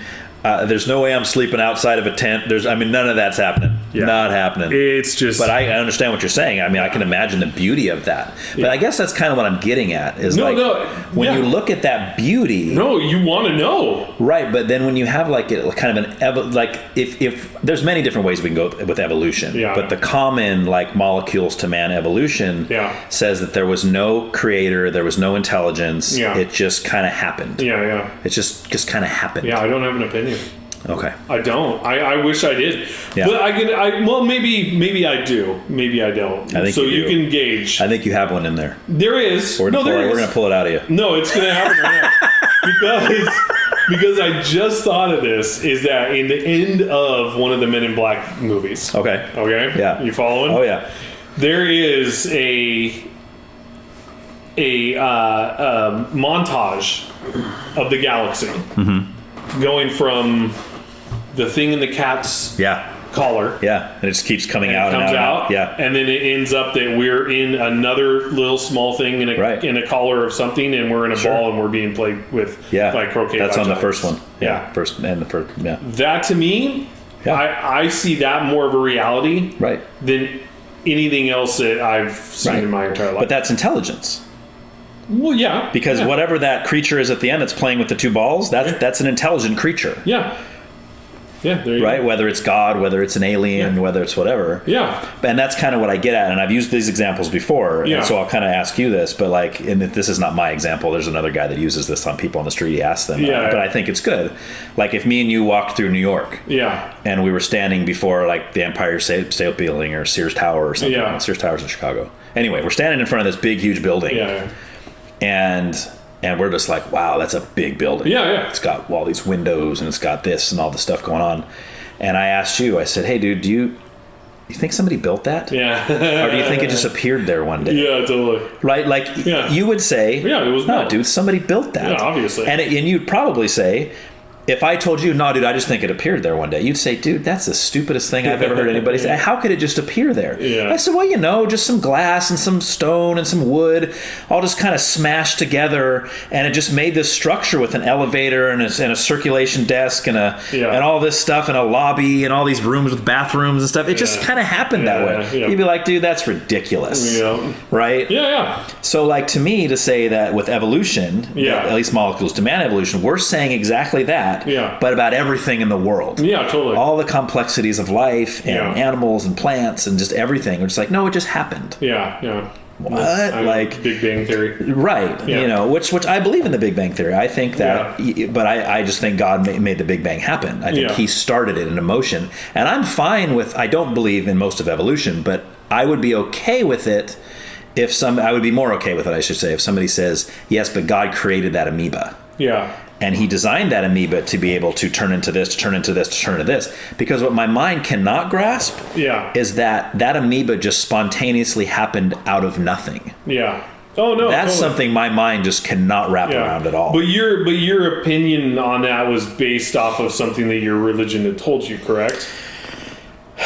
Well, yeah, I guess yes and no. So, I mean, for me, I guess I'll give you a little background about my beliefs on that, is that I've never been an atheist, but I hated religion with a passion until I was about 23, 24. Yeah. Specifically Christianity. Yeah. Could not stand it. Yeah. I hated Christians. People used to invite me to Bible studies. Don't know why. Yeah. Because I sit there and argue with them, tell how stupid they were, how narrow-minded they were. Who are you to say that your way is the only way? Yeah. This Jesus guy says he's the only way. Are you kidding me? Yeah. All these other religions out there, all these other beliefs, you're telling me this guy's the only way? I was bad. I was I was mean to these people. Yeah. So I hated all of it. Yeah. But I've always believed in something. Yeah. Only because I look outside, and that's the impression I get. I cannot look outside and just think, this just appeared, this just happened. So I've never really bought into the macro evolution. Now, micro evolution, I'm fine with. Yeah. That's the idea that birds' beaks change over time so they can eat certain seeds, like adaptation, they call it, right? Yeah, like, I gotcha. Like Darwin's finches and that whole deal. Yeah. I totally that happens. Yeah. I get it. Survival of the fittest, that happens. Yeah. Right? We don't have any short giraffes anymore. They're all gone. Yeah. Because they couldn't get the food. Yeah. Right? So they died out, right? Look at the grizzly man. Yes. Yeah. Exactly. Yeah, grizzly man died because the bear was hungry. Right. And he didn't have teeth. Yes. And that guy looked soft and meaty. And he was. And he was. And so was his girlfriend. Right. Yeah. Exactly. Yeah. So I mean, that makes sense to me, and I'm totally okay with that. But yeah, so to answer your question, then I guess it was a long way to answer your question. No, yeah, you're good. For me personally, I started to believe in Christianity and believe in the Bible and that kind of stuff when I was about 24. And it wasn't because I went to church. I didn't go to church till after that. Yeah. So for me, it was kind of a reverse. Most people will say, oh, I went to church with my friend. They invited me and I prayed a prayer and I got saved in the church, whatever. And that's fine. I'm not knocking that. Yeah. But that's not how it happened for me. Yeah. For me, and then I started reading the Bible later, and I'm just like, oh wait, this makes sense. This is kind of what happened to me, and kind of a that kind of thing, So I've always believed in God even before all that. Yeah. But my views and thoughts on God started to take shape as I started to believe in Christianity. Of course, that's when it really started to form. Yeah. Other than intelligent design. Yeah. That was kind of the starting point, but then. Yeah. Obviously, because then where do we go with that? Let's say you say, Ryan, I agree with you on intelligent design. Now it's all up in the air. Yeah. You could say, but I believe that's the space aliens that created us. Yeah. You know, Yeah. I had someone on here that said it's a sparkly purple mist that created us. You know, and that was her view on the creator or whatever. You know, she didn't want to call it God. It's just the sparkly purple mist. Yeah. Okay. No, for but sure. it has intelligence. Yeah. See? So, but there's, and the reason why I asked is because I totally agree with everyone always having like a pre-opinion on stuff like that, and then. But you still have you can still say that you had an influence based off your religion. Sure. On that you take your pre-belief, take your new religion that you're super into, right? Kind of mesh those two together, and then there's your belief on how it all became, right? Sure. I don't have that. Right. I have nothing to go off of. You know what I mean? My Catholicism career is like very little because it ended so abruptly when I was a kid. Right. I've tried so many different things. Actually, I haven't really tried too many, but I've tried some things. That was me. That was my. Oh, okay. That was my cargo pants. like, and then I realized I'm like, wait a minute, dummy. So I've tried so many different things, but nothing has worked for me. So I have nothing to go back on, and I don't have a reason to go back on. Any reason to sit there and be like, it was because of this that everything evolved, or it was because of this that it all started, you know? So it's hard for me to have, like, I have an opinion based off of what I believe now as I'm older, but it's still so vague because I've never really had any influence of like, hey, dummy, the aliens came and dropped us all here. Sure. Or, hey, God did this because of this, and I've had no interest in reading the Bible. Well, that's what I was going to say. You also don't seem to have any interest in. I don't wanting to know that. I don't. Answers. I really don't. Right. But I do have appreciation for things. I mean, when I even look out from my backyard and I look into space and I see even a satellite go through and how it floats at 5,000 miles an hour, but yet down here it falls to the ground type of things, and you wonder how stuff like that can happen. You know what I mean? Like the physics of things and stuff like that. That stuff blows me away. Right. And you want to know what's beyond those stars. Like I love the thought of like, hey, maybe there is another universe of people who have arms for heads and butts for mouths. That'd be cool. It would be rad. It'd be such a good cartoon. Actually, I'm sure there already is a cartoon. Probably. Yeah. But anyways, like all that stuff is something else to question and wonder about. But yet I don't really want to know that badly, But this also goes back to the fact because I'm good. Right. I'm okay. I've gotten this far without having that religion, that influence, that really want to know. Like, I don't have to have those answers. Right. My answers are right in front of me, and that's the fact that I'm alive. Like the fact that I can still be here today is all I need. So what are your thoughts on like sin or like morality in general? Oh yeah, no, it's all about, like, for me, okay, so if you really want to get into something that I still stand by today that closely resembles any type of spirituality or religion, it's karma. Okay. And it's because for me it's a reality. For some people they don't believe in it. It's like karma, whatever. Just the idea that how you act towards others will come back to you in some way. Just anything in general. Yeah. The stupidest thing. Like we were down in Florida in Miami for the Flogging Molly cruise. We went out 2 days early to just hang out in Miami. We were out to lunch. The girl at the front counter only charges for one meal, but she gave us two. Oh, wow. I knew she did. Right. I knew that she only charges for one. We still ate. We still left, only paying for one meal. Okay. 2 hours later, we're poolside at our hotel. I fall through the freaking pool deck. No way. Oh, yeah. Wow. Because I knew. And in my mind, from when we left that restaurant until we got in that pool and that happened, I knew something was going to happen. Right. I just knew it was. And so it did. she didn't mean to do that. No, it was the waitress. It was a mistake on her part that you saw, but didn't say anything. And through my recovery, honesty is like key, right? Yeah. And I was not honest. Normally I would have gone up and said, "Hey, you didn't charge us for both meals, so can you please charge me for another one? Right. Because that's just what I do. It all, and I know it'll come back to me if I don't. But we were on vacation. Save $30. You know what I mean? Like that can go towards a shirt on the boat or whatever. So what do you mean you fell through the pool deck? So the pool deck was a composite. Okay. It was a composite wood, and it was an underground pool, but the pool deck was around it. Okay. And so the floor gave out on you. The floor gave out, and I bashed the crap out of my leg and almost broke my friggin' ankle, and like I had a softball-sized welt on it the rest of the trip. And, Ooh. Yeah. And you think that was because of what you did? Karma, yeah. So, okay, so when we say karma, yeah, sounds like it's got intelligence. No, of course. Right? Yeah. It's somebody that's thinking, hey, man, you screwed over that waitress. There's something. There's a little something coming your way. Yeah, it's something. I wouldn't say for me, I don't know if it's intelligence. I mean, yes, you can state it that way, but for me, it's just a being. It's not a physical thing. Like I don't believe in physical gods. I don't believe in physical like beings. Physical. What would you call them other than gods? They're physical.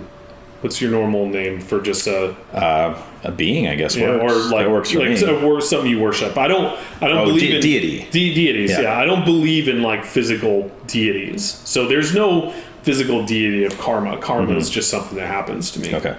You know what I mean? Like, so I can't label it in that sense. I wouldn't even label it as intelligence. For me, I label it as just a thing that happens to me. Like that's how low on this level of spirituality I go. You know what I mean? Like it's literally like I keep it that basic. Right. Only to steer away from the fact that I don't want to have to talk about why my karma, deity or God or intelligence is anything in particular. Well, I'm gonna push you a little bit. Like you obviously had the revelation in yourself that when you skipped out on that check, that you were doing something wrong. Yeah. Now, why do you think that's wrong? Like who says that's wrong? Oh no, I know. Yeah, right. Like if there is no God, for me it was a society thing. Okay, like doing what's right as a person. Something you were brought up to believe. Yeah. Stealing is wrong. Traditional American standards. Okay, you know stuff. Okay. Yeah, exactly. Right. Yeah. And I think that's. I mean, if you were to like, I don't know. I wouldn't say there's any specific because I don't ever want to say that there's like a specific God in my life or or a physical. Sure. Like something for me to worship because like for me going back to the recovery basis thing, like I'm lucky to be here. Right. In general, I didn't do that through any type of worship or any person or anything. I did that on my own. Well, with the help of my brothers in the program, but my willingness and my want and my desire to live and to live clean is what got me there. But if there's a God, the only reason you're able to even breathe or move at anything is because he created you that way. Well, no, of course. Yeah. So if that's true, hypothetically, then you can't sit there and say, well, I did it all by myself. Yeah. I see what you're saying. It was your own willpower that was able, like, because you and someone else, let's say there is a God, and then you and someone else both are being given the ability to breathe and to move because of God. Yeah. But one of you gets through the system, the what'd you call it, the program, and comes out 10 years sober. Someone else goes through the same program and they didn't make it.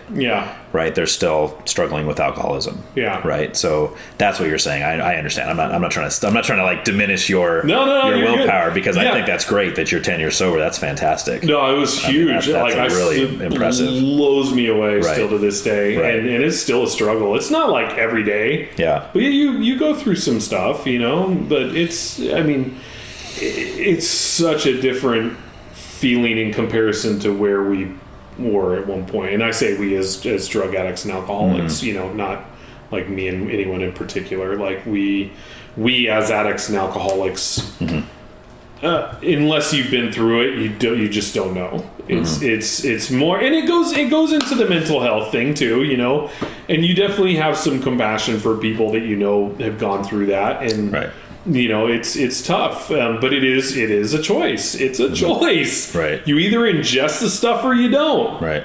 That's all there is to it. I just chose to stop. There you go.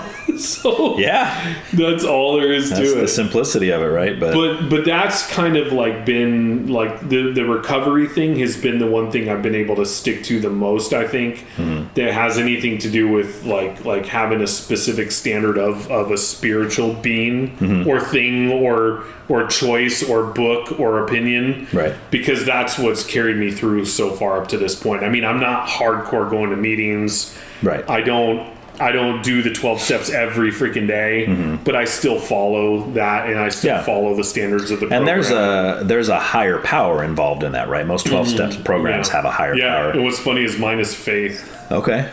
Faith? Yeah, but not faith in general as in religious faith. It's in like the faith that you can do the right thing, and having faith that with hard work every day that the right thing, or it's having faith that with hard work, everything will work out as it should. Okay. Yeah. So and that's what I base a lot of it off of, because I've never been able to find anything outside of like Native American spirituality and karma that has really done much for me. Like I got very close to converting to Christianity when I was in the program. Okay. We used to set up a church in San Ynez. We would set up their chairs and then break them down afterwards. And I really got into it because I was one of the lead guys who would bring the guys from the house there, and we would go to the sermons. And I got really into it, and the music got me into it. Like, because the Christianity has a lot of freaking band music and stuff. Like, it's not just like, oh, get on your knees and pray and get up and get down. It was like, oh, dang, they got music? Let's go. Right. But I came really close to converting, but then I realized that there was just a lot of really good-looking women there. Yeah.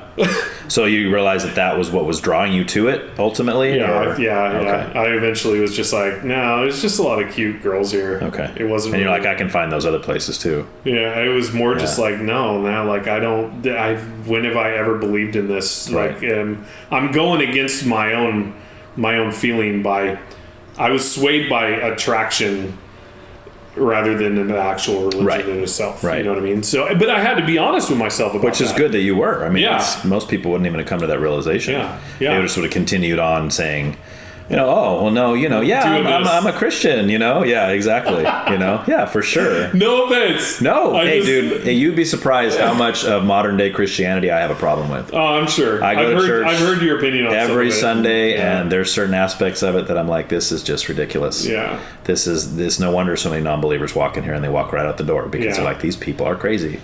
Yeah. But what about like just sin? Do you believe sin's a real thing, or do you? I believe choice. Okay. I believe choice is like I mean like within the whole punk rock kind of thrash vibe that myself and my family puts off, like you can kind of joke about sin in a sense of like, you're a sinner. Sure. Sinner. Stuff like that. Like skipping out on the check. Do you see that as a sinful thing you did? No, I see that as a karma-based thing that I did.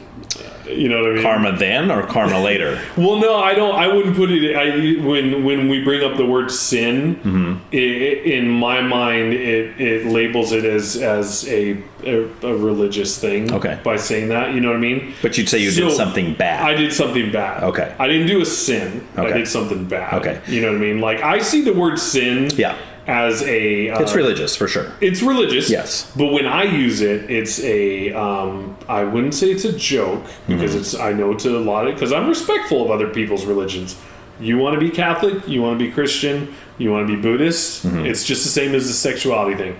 Right. That's fine. Just don't push it on me. That's all I ask. Right. So, but when I use the word sin or sinner, I don't use it as like I wouldn't say it's a joke, but I would say it's more of a label. Right. It's just like saying, hey, you're lazy. Right. Sure. You know what I mean? It's But I'm not specifically being like, you're a sinner in the Catholic world. Like you committed this specific sin. Yeah. But like you'd say but you'd call it a bad thing that you did when you skipped out on the check. It's like stealing, basically. You're stealing half or the a dumb choice or a dumb choice. Well, you made the choice, right? We agree. You have the freedom to make the choice. Yeah. But do you think there's anybody alive or that's ever lived that has never made or a choice to do a wrong thing or the bad thing. I think you mean like they've never done a bad thing? Right.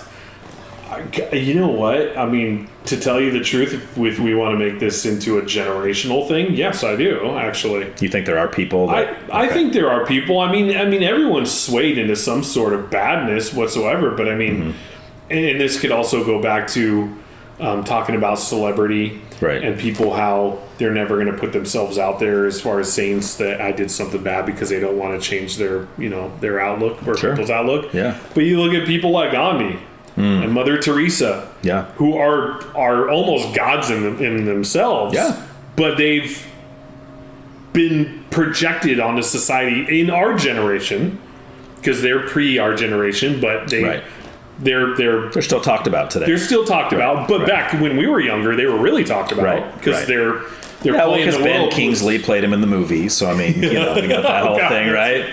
I remember when I watched that at Rigetti. I remember they showed it. I forgot what class that was. But I might have only seen a little bit of it though, because I had the option to skip classes because my dad was a teacher. So Shh, I didn't say that. Yeah. But like for people like them, unless they really genuinely did have something that they did bad, I mean, I believe that like. And I only use them is because they were highly publicized. Sure. I don't know if there was really anyone else. But like Mother Teresa would tell you that she's done bad things. Yeah, so I didn't know that. Yeah. Yeah. So I mean, she wouldn't say I used to be a serial killer or I'm a child rapist or any. I mean, like we put those things like on a way up here. Like those are some of the worst things you could ever do. I mean, killing somebody's like at the top. Yeah. But then you have like minor things, what we call minor things, like lying. Yeah. Like I don't think there's anybody I've ever met that can honestly tell me I've never told a lie in any way, shape, or form. Yeah. I think we start doing that from an early age. You're 5 years old. Your dad says, "Did you eat the cookie out of the cookie jar?" No. Well, then why is there crumbs on your face? Right. I mean, it just happens, right? And to where the kind of the Christian standpoint on that would be that's because we all are sinners, right? To use, like you say, you're a sinner. Yeah. But I mean, it's one of those words it just applies to everybody. Yeah. Now, there's people like Jeffrey Dahmer who are obviously sinning in a way far beyond anything we've ever done as far as. But you and I have told lies, we've stolen things, we've skipped out on checks, we've done that kind of stuff. Yeah.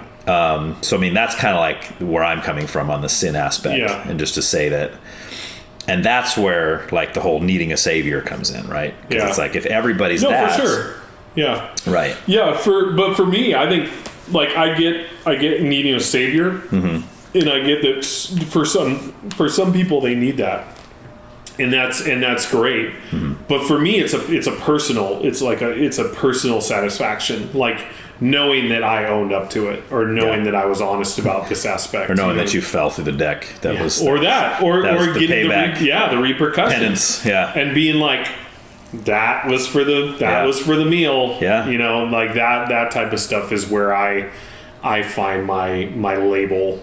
You know what I mean? As that goes, because I even mentioned it in the notes, like for me within religion, the statement is that there's something out there for everybody, but there's nothing out there for me. Right. It's because I've never been able to grasp onto anything that's an organized religion. Right. So let's just make that clear too. But you're also not trying. Not trying? Yeah. Because I don't want to. Right. Yeah. Exactly. Yeah. I don't. So there could be something out there for you. But I've tried some though. Yeah. Because when I do mention, like there was cute women for the Christian church, but I did actually try it. Right. I tried Christianity, but it brought me back to also my Catholicism days. Right. Where as a kid in the 3rd grade, I'm looking up at grandma and mom going, I know this is going to break your heart, but I don't want to freaking go to church anymore. Like this is not for me. Like I can't do this. Sure. And so for me, so long as I stick to, I think my values in recovery, like that's kind of my church. You know what I mean? Like that's my way of being like, all right, I'm doing something. Yeah, it's somewhat of a spiritual journey. I mean, even if you don't put the God aspect into it, it's still it's something that's changing you from the inside, right? Like you went from an alcoholic to 10 years sober. Yeah. That's a road, right? That's a journey, But it's a personal journey. Yeah. Without the thing that carries you throughout that is support from other people going on that same journey. Right. Just in different stages. Right.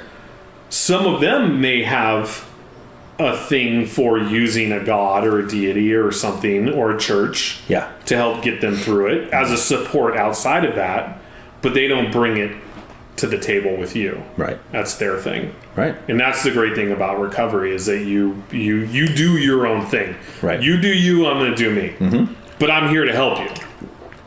But just don't tell me that your God's going to help me. Right. And one of the things I say, because first of all, let me say this, I used to be just like that. Like, I always used to say, especially to Christians, because again, that was my focal point of who I hated. Yeah. And I would say, stop trying to come over here and convert me to your stupid religion. Stop trying to make me believe what you believe. Yeah. Leave me alone. You do your own thing. Yeah. I'm happy for you. You found something that makes you happy. Leave me alone. Right. Yeah. But now I'm on the other side of that fence. Okay. Yeah, yeah. And this is the way. This is the way that I view it. And I can see it from both sides because I used to be that guy who wasn't seeing from their perspective or even. But what it comes down to is it true or is it not true? Yeah. Because if it's true, then what's happening is, as a Christian, and again, this is all hypothetical. I'm for the sake of the argument, we're assuming that Christianity is true and that the Bible's true. Yeah. So from a Christian perspective, we're watching people we love and care about walking towards a cliff that they don't know exists, right? They have no clue about it. They're blindly walking towards a cliff, and we're trying to tell them, hey, there's a cliff over there. No, there's not. Shut up. Keep your beliefs to yourself. That you just believe there's trust me, there's definitely a cliff right there. No, man. I'm glad you found it. I'm glad you found happiness in believing there's a cliff over there, but there's really not a cliff over there. Yeah. Right? So, I mean, so on the one hand, I understand why, as Christians, we're so passionate about trying to get others to see that. Yeah. But then I also understand. Thanks for listening. I hope you had as much fun as I did. I can't think of anything that would be more awesome than getting some feedback from you. So go ahead and send it my way. You can reach me at Why Can't We Talk About That at proton.me. Thanks. Here's a little bit of next week's episode. The ones who worked at the Poway one, they were from the Bay Area. So they kind of like knew that scene. Like they were like a little bit older. Yeah. And I remember I bought the Filth Blats. I took it home and I listened to it and I was like, I didn't like it. Yeah. Like Filth is okay now. Like, I mean, whatever. But at the time I didn't like it. So like you could trade the stuff back in, you know? Right. So I remember I took the Filth Blats tape back to Music Trader and I set it down on the thing and the guy goes, what kind of punk rocker turns into Filth Blat, trades into Filth Blats split? And I was like, I'm sorry, man. I'm sorry to disappoint you, but I didn't like it. And then you feel like a poser or something. You're like, I was like, sorry, I guess I'm not as punk as you. I'm sorry. I'm gonna go home and try to like it again. Yeah. Even though force myself. Yeah. Oh man. That's the old the hipster bullying. Yeah. Hipster bullying of the early 90s.